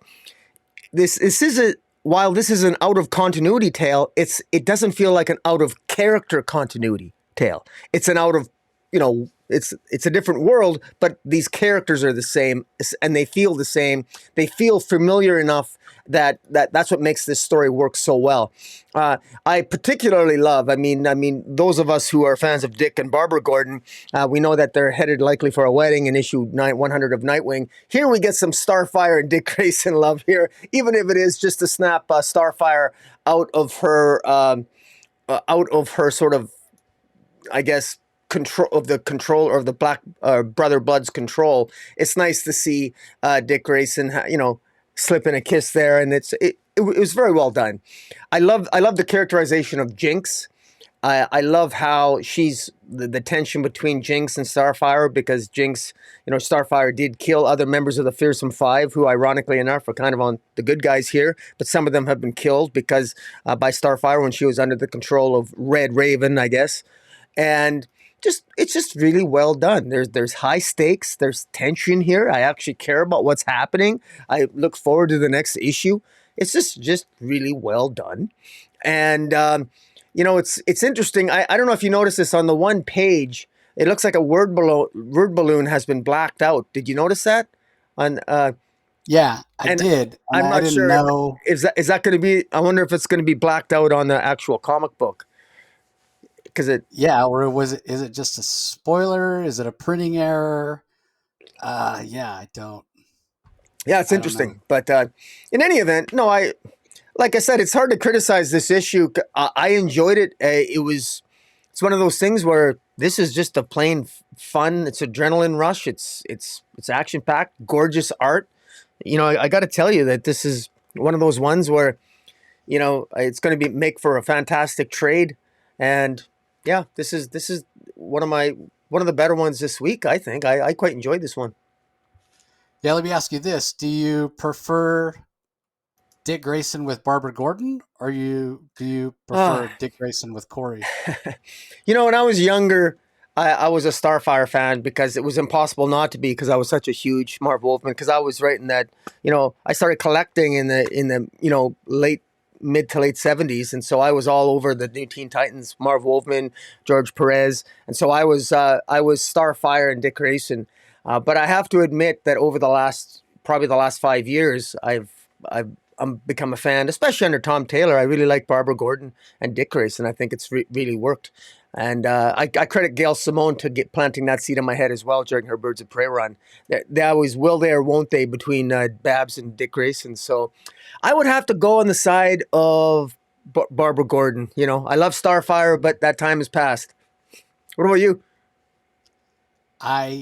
Yeah, it's like asking me to, choose between a favorite child. I like both. I can't really. Yeah, they're so different. Barbara and Corey are so different, and I like who Dick is with each of them. So I don't. Yeah, Yeah. it's like I feel the same way over on the Marvel side of things. Like, what do I like Jean Grey with Logan, or do I like Jean Grey with Cyclops? Like it works both ways, right? Like, yeah, I can't really pick. Maybe they have to do what they did, at the beginning of the X-Men run, Hickman X-Men run, where it was kind of the map. I don't know if people knew that, but the map of the living quarters for the X-Men, Scott and Logan and Jean's rooms were like, Jean's room was in the middle and Scott was on one side and Logan was on the other, and they Yeah. were all connected. Yeah. They were, so anyway, uh, let's move on. Up next, we have Gotham City Police Department, The Blue Wall, #2. This is written by John Ridley, drawn by Stefano Raphael, colors by Brad Anderson, letters by Ariana Mayer. Very, very topical, very meta, as we've said about previous issues. And the variant is a take on the Joker fish, which has never looked more horrifying, by Sebastian Fuamara. But anyway, what'd you think of this one? You know what? I really enjoyed this. I got to say that one of the things that I know that there's a, everyone has their different points of view, and when it comes to reviewing John Ridley's comic books, because he does tend to get he clearly he likes to get political. That's part of what his writing is. He does it in I Am Batman, and he's doing it here, and he delves into those issues. And so there's a certain, if you're not into that, you don't, then this comic book's not for you. But I got to tell you that I think this, I really enjoy this. This is Gotham City. This is Gotham City Central, but and it does delve into some real life issues, some hardcore issues. And we have this issue. We deal with three major stories here, and they all essentially, most of them wrap up. We have Officer Samantha Park, who's investigated in a civilian shooting. She fails to shoot a bank robber during a robbery, and the robber gets away because she freezes. She acts somewhat cowardly, but as Renee Montoya does, this Samantha Park is internally reviewed by the Gotham City Police Department, and they know that she basically froze, and the media is, she's taken a shit kicking in the media for her actions, but she's human and she made a mistake. She froze. She was essentially a rookie cop, and Renee Montoya knows that. We also have a parole officer, Eric Wells, who is struggling with his. Officer, yes, Eric Wells feels guilty because one of the parolees that he's helping with is struggling with trying to stay on the straight and narrow. And we also have another detective, Devont Charles. He's a Puerto Rican officer by the name of Danny. He tries to ignore the racism in the department that is levied against him by his fellow officers, talking about systemic racism and just the attitude of his fellow cops. So, and then we have tragedy in this as well, because we have somebody who's a parolee, this Devont Charles character, who ends up, he's got a pregnant wife, and he can't escape crime. He can't escape his life. The parole officer won't listen to him, and he ends up essentially taking out a life insurance policy on himself, reports a robbery to the police that he otherwise would have been involved in, and he ends up, being killed because he betrayed the gang. But his pregnant wife, Krista, ends up with the insurance money, and all of these 3 to 4 weaving tales are all entwined in this one issue. Very impressive. this is something where I started to read this, and I have to admit, when I first started reading it, I got page and a half in, and I thought, oh, it's gonna be just, it feels like a bad version of some Law and Order show. But and then I realized, no, this is actually really good. And to be quite blunt, now that I think about it, I think I've watched every episode of Law and Order. I actually like that show. So why wouldn't I like a comic that reminds me of it? Which leads to my next comment, that if you like Law and Order, you'll like reading this. If you like Law and Order procedurals, you'll really like this. This is less about the law and more about the struggles of the police officers, the parole officers. In this case, Commissioner Montoya, Officer Parks. There's Officer Eric Wells. And so this deals with everything, the hardcore stuff that you would expect that they would deal with in Gotham.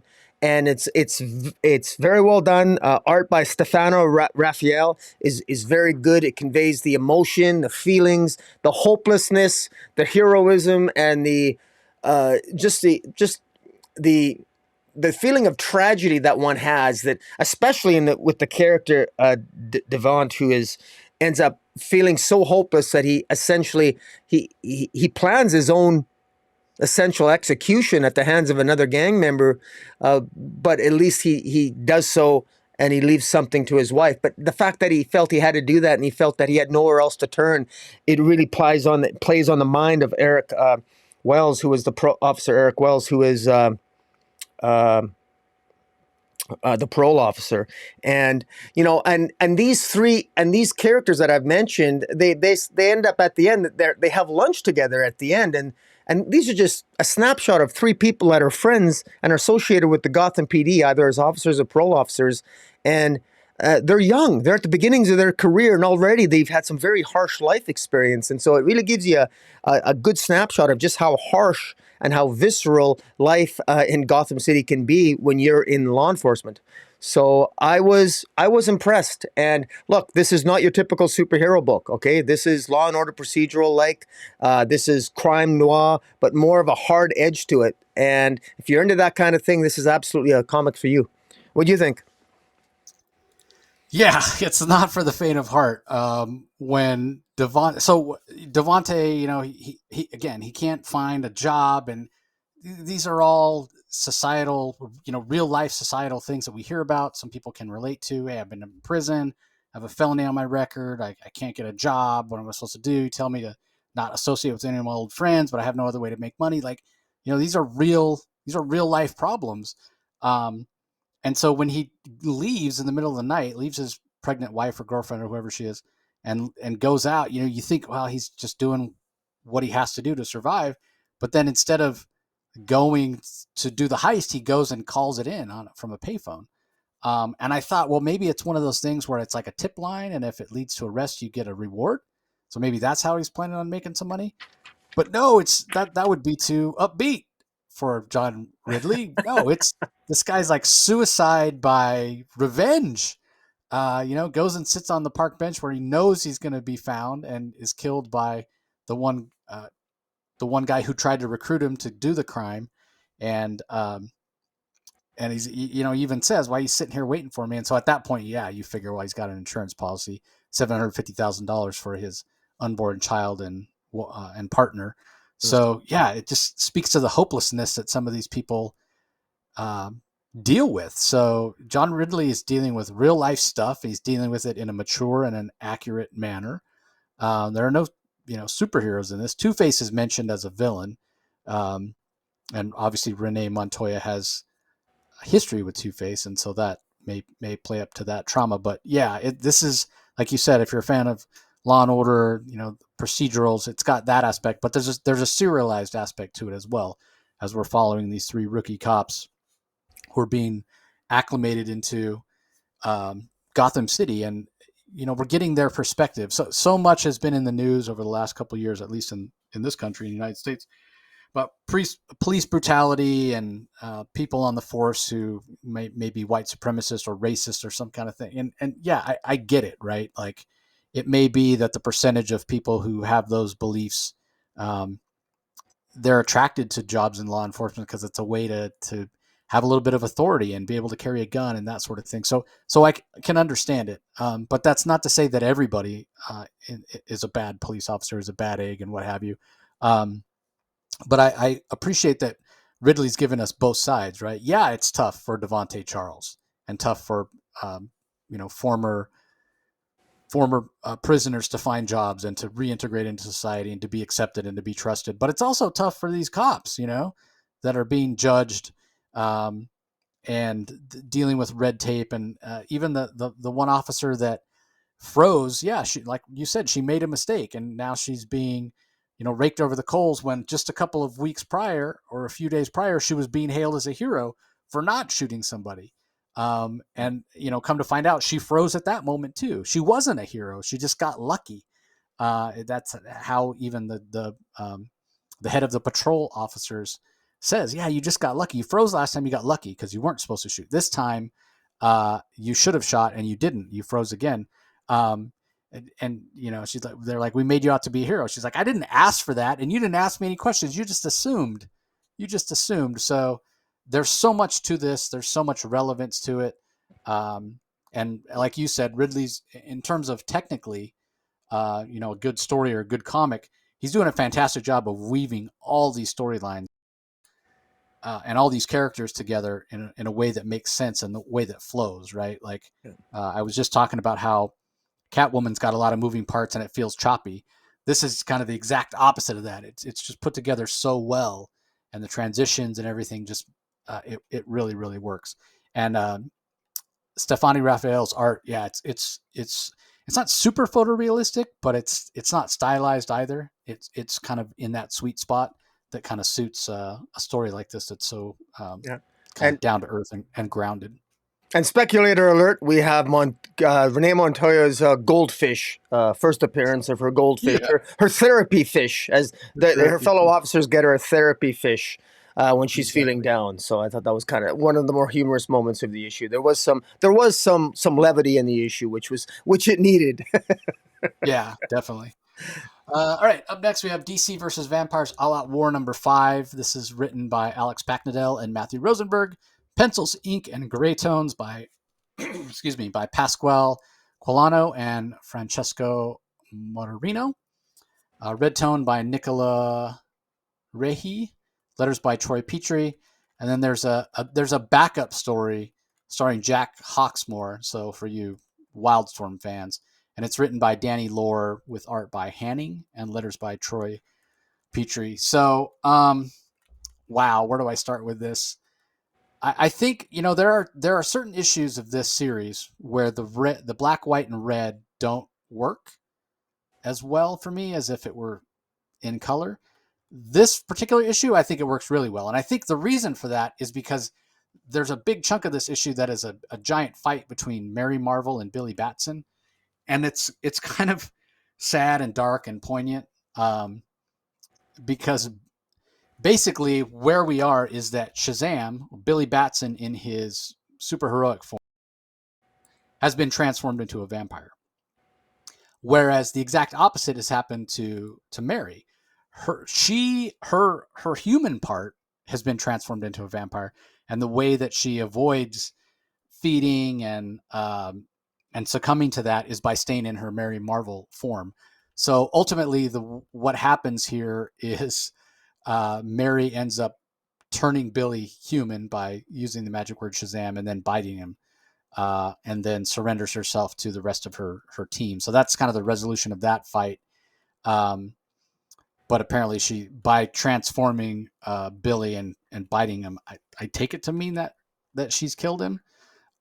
So the vampires have lost one of their strongest warriors, if you will. So that, I thought that was really interesting and impactful and emotional.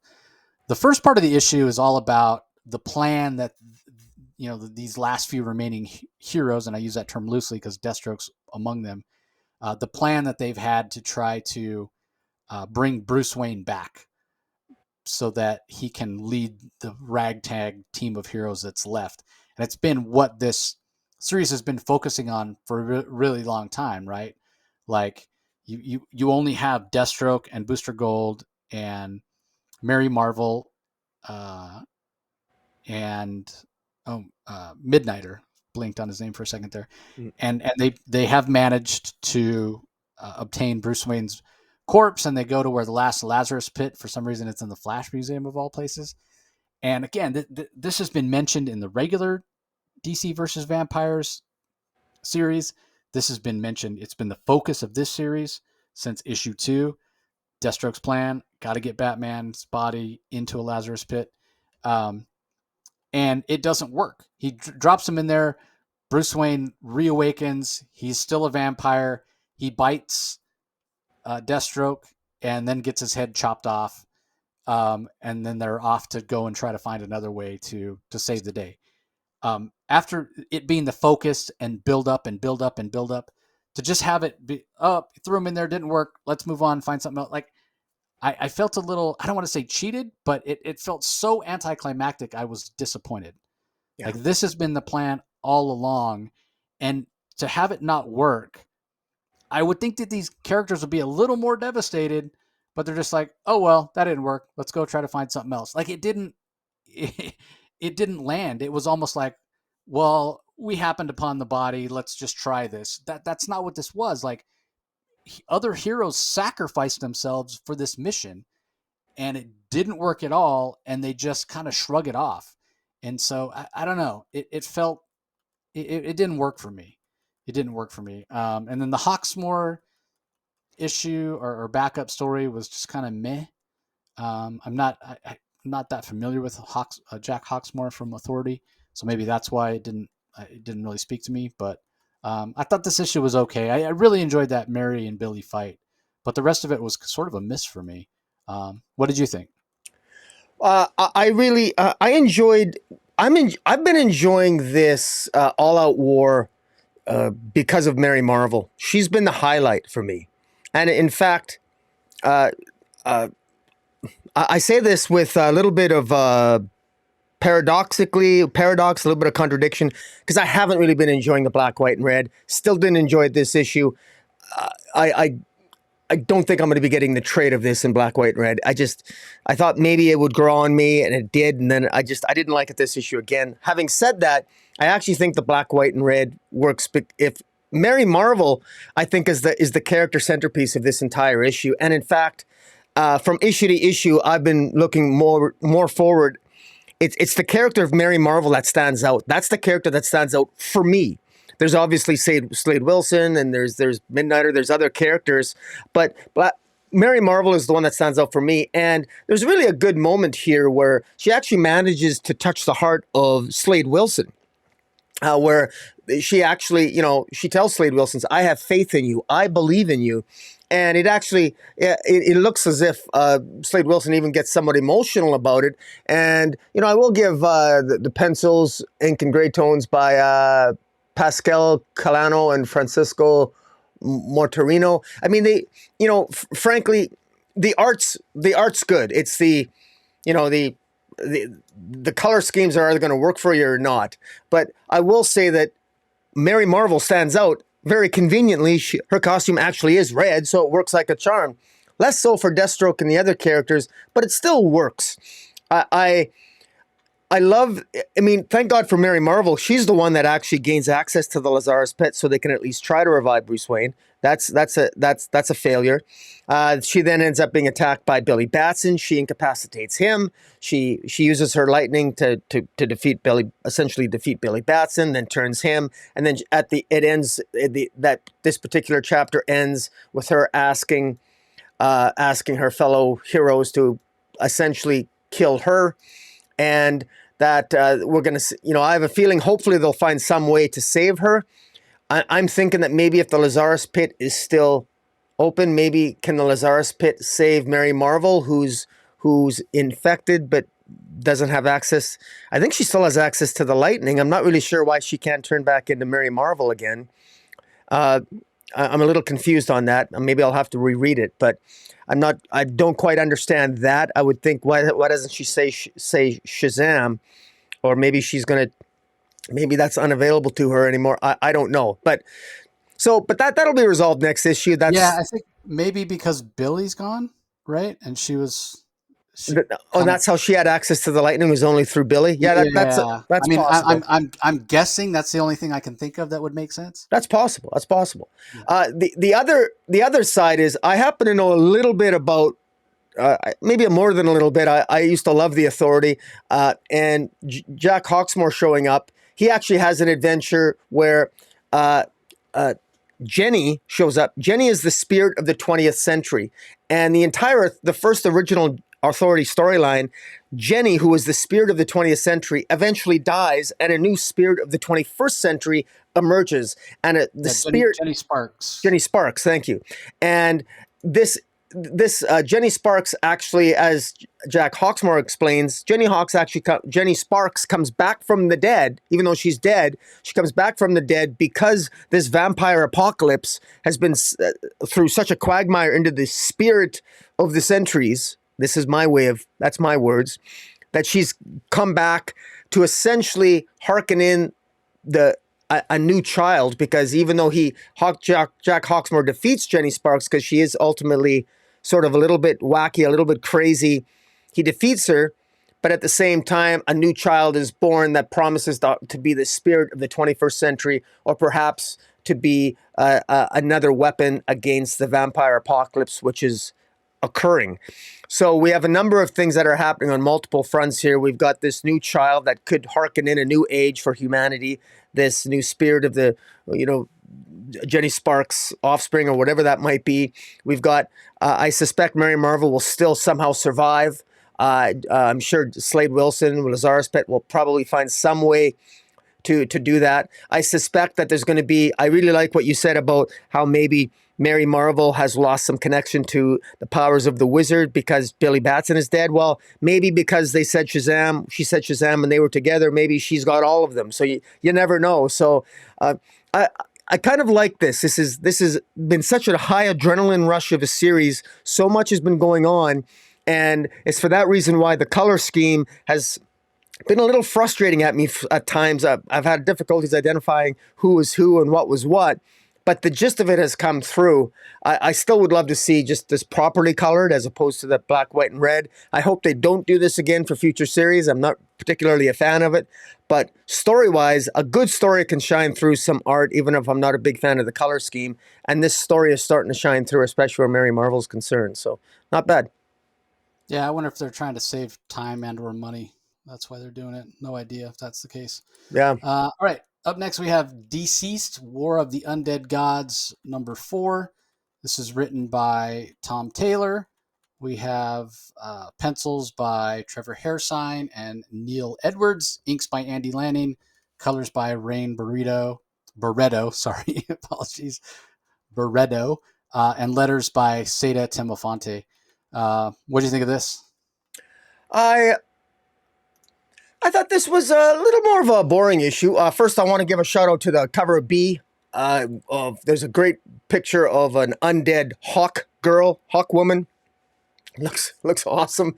Cover C has Big Barda. She looks absolutely gorgeous. And there's also, I think that's supposed to be a 90s cover with Darkseid on it. I'm not a fan of the 90s style art. You might notice when you walk into your local comic shop, there's a lot of 90s style comic book covers. I avoid those like the plague. I was, not a fan of the 90s covers. I won't be picking up any of them, quite frankly, except maybe there's a Black Adam one that's actually reasonably tolerable. But in any event, this issue I thought was a little disappointed with. Not that it was bad. It was just, I feel like this was largely kind of a filler issue. We didn't get a lot of progress.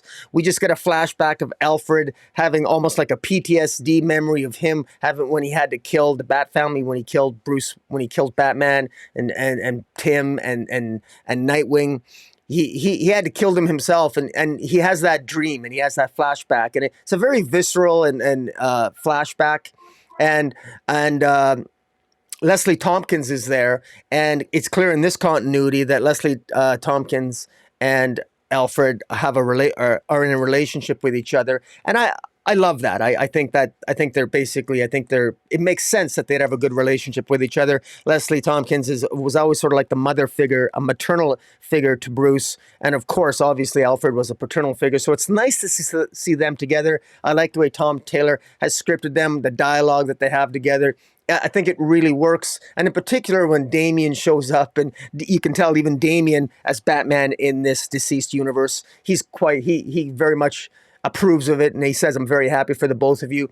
So that works. Again, it's when I say not much happens, I could scold myself a little bit because you know what? Sometimes it's about the character growth. I mean, good Lord, we're talking about Tom Taylor. How many times has he done this where I've said not much happens plot-wise, but goddamn, he keeps pulling me back into the story with his character work. There is really good character work here. So I have to give him props for that.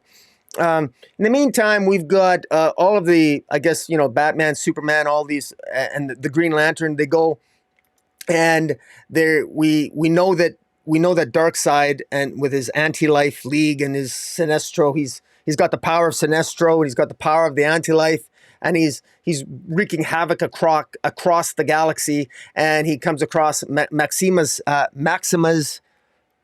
planet, and of I forget what the name of what her planet is. I used to know the name of her planet. Man, I'm pretty sure. I thought I knew it.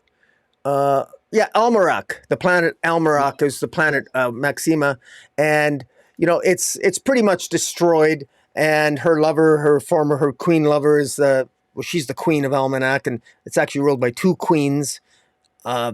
That was based actually on an old Wonder Woman story, scripted by Steve Orlando a couple years ago. So it's nice to see a callback to that. But the bulk of this issue is just having all the heroes are planning their attack in terms of planning what their strategy is going to be against Darkseid and the hordes of this anti-life virus. And essentially there's all the dialogue leads to is everyone, while they're talking to the Guardians are painting a fairly hopeless picture. People become increasingly more depressed and angry at each other. Ultimately, arguments break out, only to have it revealed that Ares is using his influence to cause everyone to go to war with each other, which it didn't really work for me. It leads to some great visuals by Trevor Hairsine, but at the same time, Ares made it clear last issue that he takes this seriously. Ares made it very clear that while he's the god of war, this is not the type of war he envisioned, because this is just straight up extermination. So I can't believe that Ares would act like this and foster chaos like this amongst the heroes. I found it very hard to believe. In any event, I thought that was very out of character, even for Ares, given what was established last issue. But Ares' machinations are interrupted by Mixoplick, however you want to pronounce his name, showing up. And he obviously, it's going to be interesting to see what role he plays. And can you imagine if he ever gets infected by this anti-life? But in any event, that's kind of how it ends. So all in all, it's not bad. Good character issue, good character work. Plot-wise, not much happened. We didn't really move very far from point A to point B, but we got some good character work. So what do you think?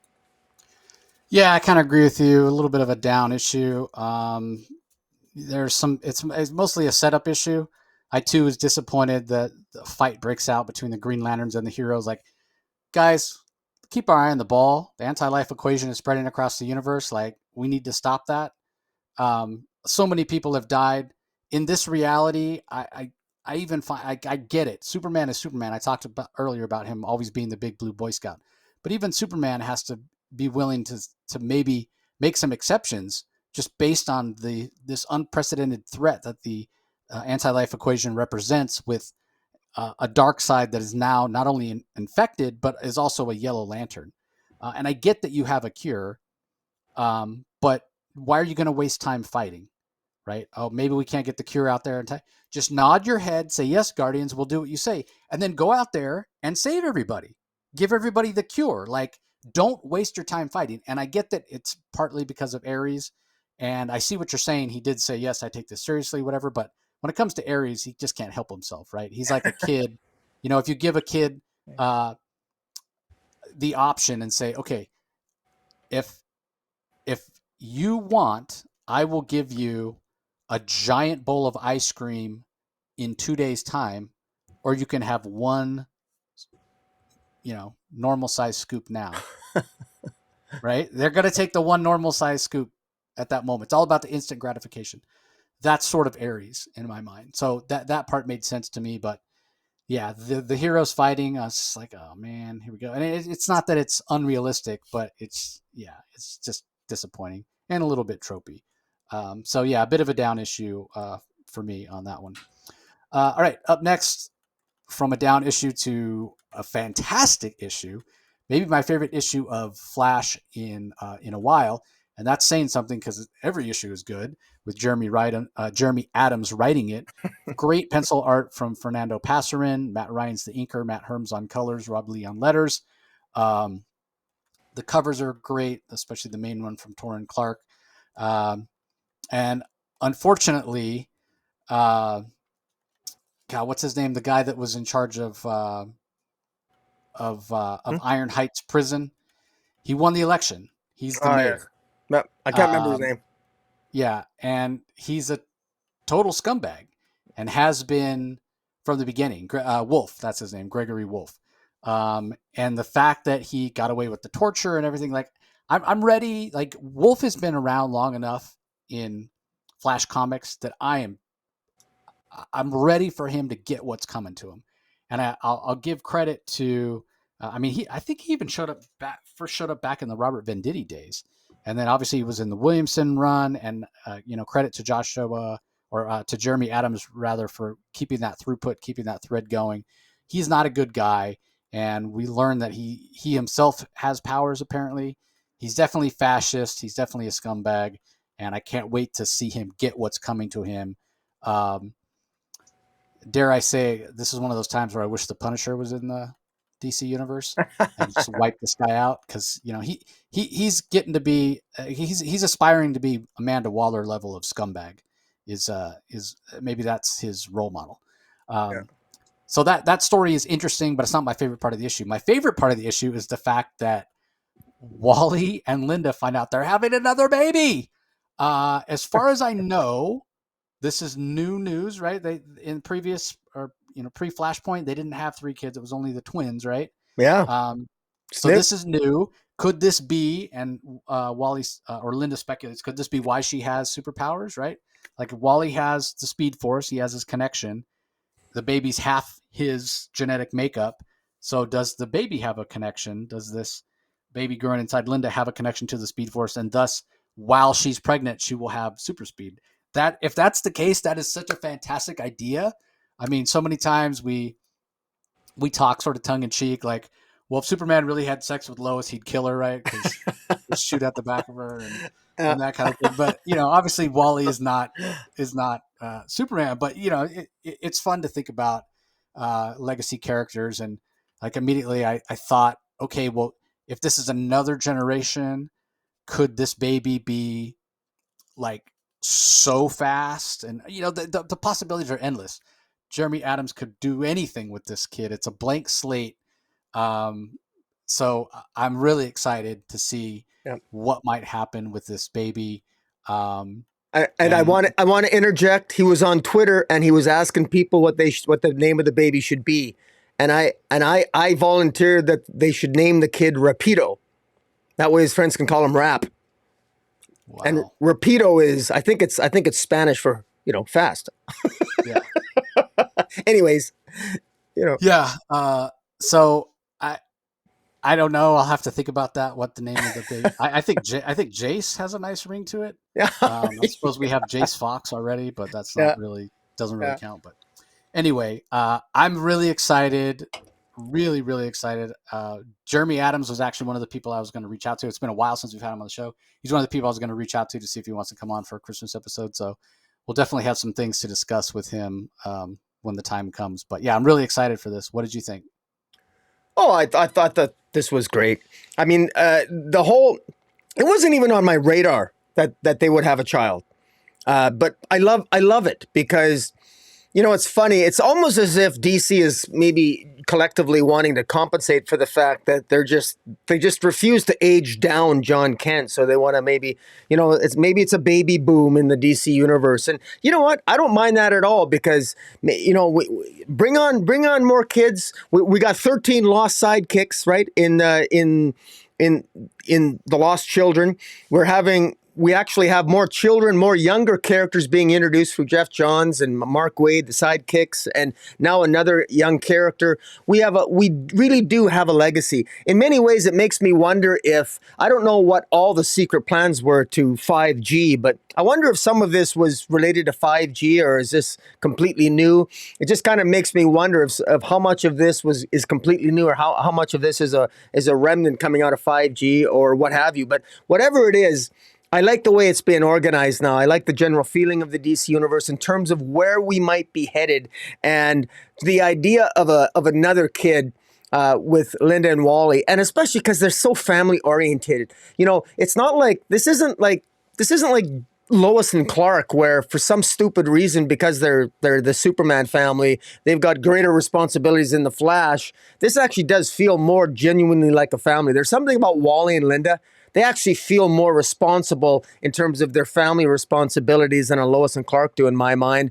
And the type of stories that I want to read when I read about superhero families, quite frankly, at least maybe I'm spoiled with Jeremy Adams, but I like the way the stories are told with Wally and Linda. And so, yeah, give them a third kid. I think it would be great. And Jay and Irie having a younger brother or younger sister, whatever the case might be, I think it's a great idea. Into the larger landscape here, the other aspects of the story. Mr. Terrific seems to be building a connection. He believes that Central City has some sort of connection to Hypertime, so that'll be interesting to see how that plays out. Also, it looks like the Wolf character, the Mayor Wolf, he's decided to essentially quasi-deputize the Rogues.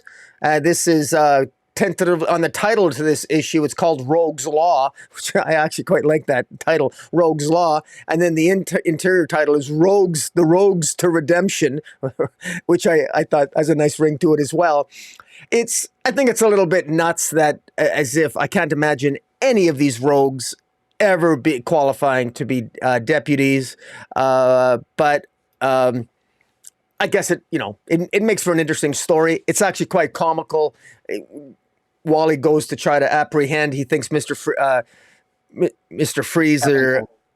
What's Captain Cole? Captain Cole, thank you. Captain Cole is going to rob the bank, but he's actually stopping someone else from doing it, and of course they have some sort of warrant for Flash's arrest, and so I couldn't help but get a little bit of some Trumpian vibes here in terms of the Wolf, because I mean, who else would be so stupid as to do something like that? And so naturally, Trump came to mind, and. If I offended anybody by saying that, I don't care. And I want to make that very clear. And in any event, this was a fun issue. This was a real fun issue. And, thank you, Jeremy Adams, for having fun with it. This Wolf looks like a scary guy. He has no problem pissing off the mob who lent him all the money so he could win election. Even his sidekick there, or his female advisor that he has, she's quite powerful in her own right. I forget her name, but he basically, what's her name? Blacksmith. Yeah. He straightens her out in a hurry too. So, I was impressed. And at the end, it looks as if Pied Piper is coming to the rescue to rescue Wally when he gets set up by the Rogues to take him down. So, once again, a very fun issue by Jeremy Adams. And, it's funny, we go from an all wrestling issue to this issue where he's just, I love his imagination. He's firing on all cylinders and he's doing a really good job of it. Yeah. Can I just say, I've been a Flash fan for a long time. Jeremy Adams' run on the Flash has become my favorite Flash run ever. And I mean, ever. We're talking some giants that have worked on Flash. I'm a huge Robert Venditti fan. Geoff Johns, Mark Waid. I mean, some big people. Carrie Bates back in the day. Um, but yeah, Jeremy Adams, man, he just gets it. And once again, I implore you, DC, give the man another title. Yeah, Give the man another title, exactly. please, for the love of God. Let him write. You know what I really would like to see Jeremy Adams take on? Like if I had one book that I want him to be writing, Yeah, Green Lantern. I would yeah, love for him to be writing a Green Lantern book. I think yeah. he'd do a good job with Aquaman too, but I'm more of a Hal Jordan Green Lantern, and I would want others in there as well. Yeah, Like give Jeffrey Thorne John Stewart and let him go off and do whatever he wants with John Stewart. yeah. But give me a Green Lantern book and let me read about Hal and Kyle and Jessica and oh my God, I Get, wanted to say Abin Sur, but it's not Abin Sur. Who's the Middle Eastern Green Lantern? oh, Simon Baz or Simon Baz? Baz. Yeah, Baz? yeah, Yeah, Simon Baz. yeah, Yeah, I want Jeremy writing that. So, yeah, for sure. uh, all right, last book. Oh, no, we have two more left. Up next is Nightwing #98. Uh, Different artists on this one. Daniel Naculo, who is the artist that collaborated with Tom Taylor on the Seven Secrets title over at Boom. This is written by Taylor. Adriana Lucas on colors. Wes Abbott does the letters. For me, the Naculo art, man, certainly in trade it would really take me out because the style is just so different than what Bruno Redondo is. It feels a little younger, which I suppose works because we get the introduction of Night Might. We had that cliffhanger Yeah, ending where Rick Grayson showed back up, and yeah, Rocky called it. Yeah, sure enough, it's Night Might. He has his own fifth dimensional imp whose name is Dickel, DYXL, Dixel, maybe is how you pronounce it. yeah, Um, yeah, so he shows up here, and the whole idea is Blockbuster has a kid, and Blockbuster made a deal with Neuron to become smarter at one point. And since he'd already sold his soul to Neuron, he sold his daughter's soul, and so Dick Grayson has to go and rescue her. So Night Might, I don't know why Night Might is so like what got him interested in saving this kid in the first place, but Night Might, fifth dimensional imp, the whole idea of telling a story like this, it does allow Tom Taylor to interject a lot of humor. There's a lot of funny moments here, whether it's um, what's coming out of Night Might's mouth, or he gives Bitewing, the dog, the ability to speak.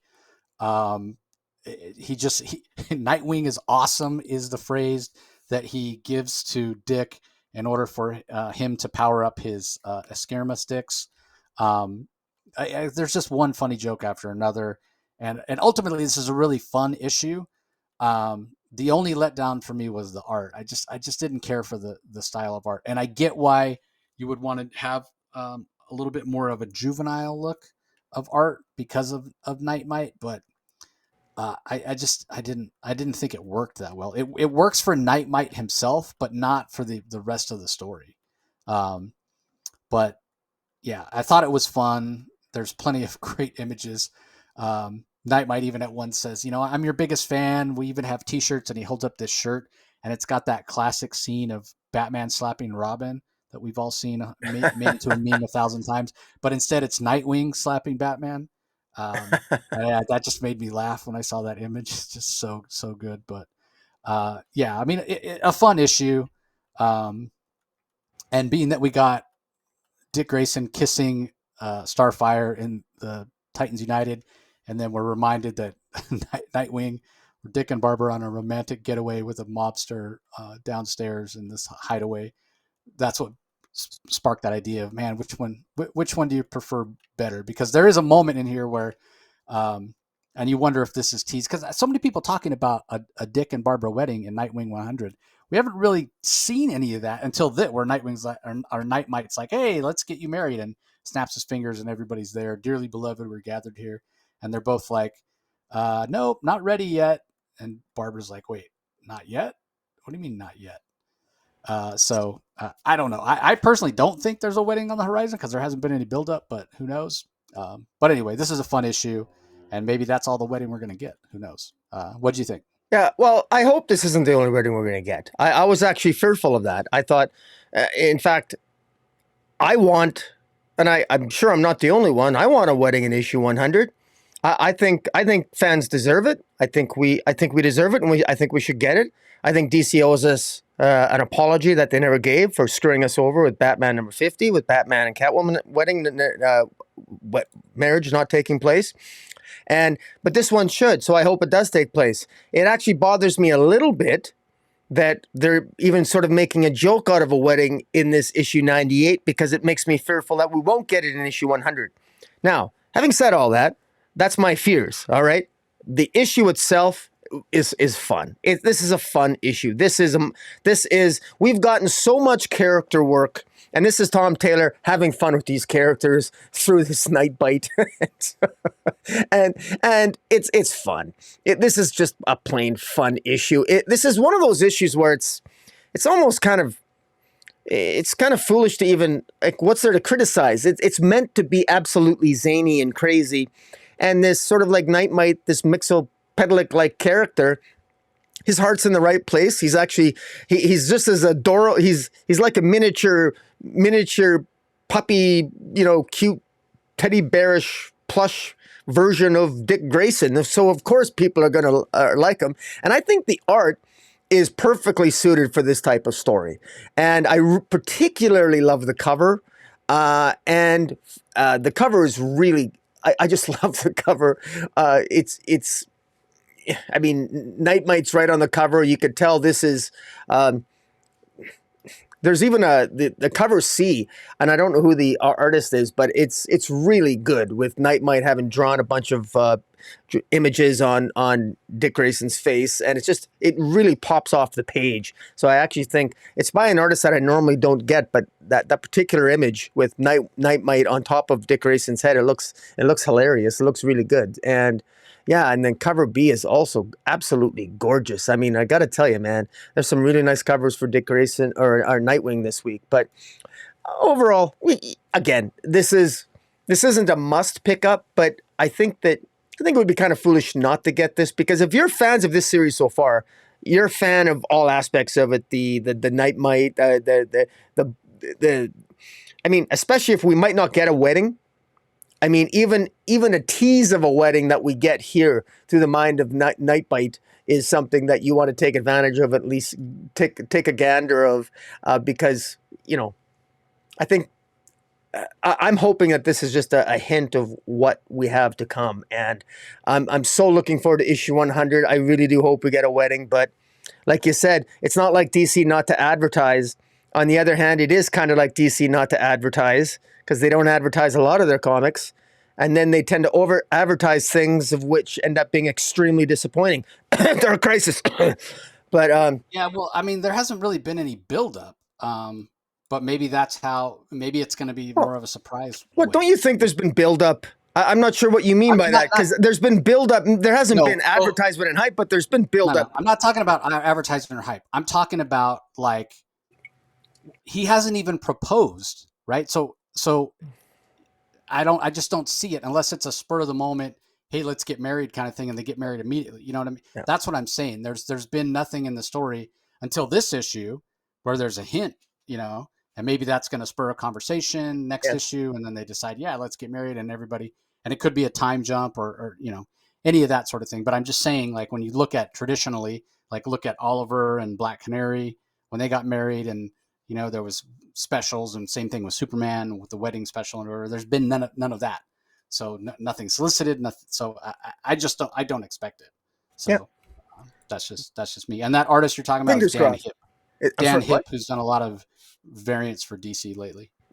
Dan Hill? Okay. Dan Hip. Hipp. DAN HIPP. Dan Hip. Right on. All right, last book we're going to talk about in detail is Batman One Bad Day, Mr. Freeze, written by Gerry Duggan. Matteo Scalera does the art, Dave Stewart on colors, Darren Bennett on letters. A lot of covers here. I think my favorite's probably the Sweeney Boo 1 in 25. Just looks great with Victor kind of leaning on the glass of Nora's cryogenic chamber and looking up at her while she's sleeping. This was a great issue. Really, like, I would say that the success of this, and you kind of wonder, I mean, I've talked to different creators about what kind of their their prompt was from DC in order to create these stories. If you want a story that really sums up who Victor Freeze is and have an understanding, like if you've never read a Mr. Freeze story, this is a great job of explaining who he is and how it's not about Nora in terms of I want to bring my wife back and cure her from this disease. It's because I love her and she deserves to live and I'm doing it for her. It's all about him, and it always was and it always will be. So it's about how it reflects on him and what a genius he is and how he needs to save his wife and what she's going to bring back to his life that's missing. It's all about him. And Gerry Duggan throughout the course of the story makes that so apparent and so clear. And in a way, it's a little bit tragic. And Victor Freeze has always been a little bit of a tragic character because he has had these bad things happen to him. But it goes beyond that to remind us that even had she not contracted this disease, she was going to leave him and he would have probably turned into a villain anyway. So it's a fantastic story, a fantastic job. I think Gerry Duggan handled it really, really well. One of the reasons I'm a big fan of his work. The Matteo Scalera art, a little bit of a rougher, stylized art from him than I'm used to seeing, but it works in the context of this story. So ultimately, I thought this was a really, really solid entry, and it's probably my favorite, or second favorite, I should say. My favorite after the Riddler, the One Bad Day Riddler story that we got from Tom King and Mitch Gerrits, which holds high esteem in my mind. So, what did you think? I'm really, really struggling with this. But because you sung the praises of this, I'm struggling. I might end up siding with you on this, but I've really struggled with this, so I'm going to give a counterpoint, just so our discussion is a little different. I actually openly, part of me really doesn't like the fact that how they've changed the Mr. Freeze's motivations here, because up until now, Mr. Freeze was a very sympathetic character. They've removed that. He's now no longer a sympathetic character. The very thing that made him sympathetic in the first place was the fact that he was a tragic character because he lost his wife. But now, man bad. No, he was always a dick. He was always an asshole. He was always a jerk. No, there's nothing sympathetic about him. It makes more sense. That makes more sense to me. Well, fair enough. If that makes more sense to you, that's fine. I mean, it's whatever the reader brings to it. This is why I'm a little bit torn. I'm not saying it's not an explanation for it. And Gerry Duggan, as a writer here, that the manner in which, I mean, it's very clever the way he goes about trying to, because Batman and Robin, it starts off with Robin essentially, they're asking themselves a question, are any of the Rogues Gallery redeemable? And Batman thinks that it's possible that Mr. Freeze might be redeemable. So Batman decides to gift Mr. Freeze with all this equipment, basically gift him all this information, his own lab. Actually, he ends up, I think Batman ends up buying another lab from Lex Luthor and sets Mr. Freeze up with his own lab to try to help him cure the affliction that ails his wife Nora, only to have it ultimately fall apart at the end because, as you said, it's revealed that no, Mr. Freeze was always jealous. He was always thinking that his wife was cheating on him. He was always a control freak, and that's made very clear at the beginning. It's hinted at the beginning, and Mr. Freeze himself even possesses the self-awareness at the end to admit that, yeah, you know what, you're right. I was a jerk. I was a dick. And in my view, the more I talk about it, the more I'm thinking it completely dissipates and takes away from it, because if Mr. Freeze, part of what made him so sympathetic was the fact that it was his loss, his profound loss and sorrow at losing his wife, that made him enduring, and that was always what made him a potential hero, a potential anti-hero, was the fact that he wasn't actually a dick. He was just so obsessed with love for his wife that he wanted to give his wife life. And in fact, he succeeded in bringing Nora back, and she ended up actually dying again in actually in the Batman Urban Legends storyline. I mean, the whole foundation of Mr. Freeze has been completely upended by this. And I don't, it's going to be really curious to see what the larger readership is going to think about this change. I think this is a fundamental change going to the core of Mr. Freeze. This is an absolute, complete change in motivation. And I don't know. And again, I'm still thinking about it. My mind can maybe still be changed, maybe, but it reminds me of what Scott Snyder did. Scott Snyder did a Batman annual about 6 or 7 years ago that he regrets doing by his own admission, where he did the same thing with Mr. Freeze, stripped Mr. Freeze of the motivation, the whole 9 yards, and he regretted it, and it was undone. And this here, what Gerry Duggan has done is basically said there's nothing sympathetic about Mr. Freeze at all. The only thing that Mr. Freeze did at the end that maybe gave him some degree of redemption is that he created a cure. He created a mechanism by which when you transport organs, it can help. He created a freezing technique that can preserve organs longer for organ donation or some damn thing. So that's his way of saying thank you to Batman. So thank you, Batman. I know you tried, but it's not your fault that I've always been a jerk. And I don't know. I've just got mixed feelings about it. The jury is still out on this for me, but I can't. Maybe that's why it's a good story. It's because it's bothering me so much. So I'm not saying it's not a good story. I'm just saying that it right now it really grates. It kind of bothers me, and maybe that's a good thing because this is one of those stories that's going to stay with me a long time. So. That's yeah, probably... I don't know. For me, I mean, I always thought the motivation was kind of weak. I get wanting to save your wife. I totally get that. I don't think that makes you a criminal. I don't think wanting to save your wife means you break all kinds of laws or whatever. Like, you can still work within the boundaries. I mean, look at what Batman's willing to do here. Set him up at the lab, continue your research, blah, blah, blah. You know what I mean? Yeah. Like, so to me, this makes perfect sense. He's a dick because he's always been a dick. And he's just using that as an excuse, which makes him an even bigger dick.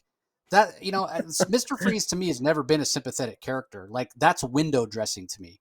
If you're a supervillain and you kill people, like, if you truly love your wife, it's like when people use religion to wage war on other people. You can't use something good to justify doing something bad. You just can't. The ends don't justify the means. You can't kill hundreds of people in trying to bring one person back to life. Like, no, it doesn't work for me. So, all right, fair enough. That's it for the single issues. There were a couple of other ones that we didn't talk about. Harley Quinn's latest animated issue is also out this week. Harley Quinn, the animated series Legion of Bats, #2. And also Looney Tunes #269. And then for collections, we have Batman Spawn, the classic collection hardcover, which collects Batman Spawn and Spawn Batman. Arkham City, The Order of the World, which is that Dan Waters series that we talked about a few months ago, has its trade paperback coming out. Grayson, the Super Spy Omnibus hardcover, which is some of Tom King's earliest work at DC with gorgeous Mikkel Yanin art. Tom King and Tim Seeley co-wrote that. It's a fantastic series. Young Justice, Book 6, trade paperback, collecting a bunch of the Young Justice classic issues. And then finally, Wonder Woman Earth 1 complete collection, which has all 3 of the Grant Morrison Earth 1 Wonder Woman stories all in one collection. So that being said, book of the week, Rocky, what are you giving your nod to? Well, I'm going to have to go with... Yeah, I'm going to have to go with Stargirl, The Lost Children for me. Okay, that's a good pick. I contemplated that one. I also contemplated Earth 1, or not Earth 1, but One Bad Day, the Mr. Freeze story, because I think that's solid. But I'm glad we talked about them because it did help me make up my mind. I got to go with Flash 788, man. I got to go with Flash. Like, that was such a surprise. Wasn't on my radar. This whole idea of the baby, and the storylines that it opens up, and our boy Jeremy Adams just killing it on Flash. So DC, give him another title already. Damn it.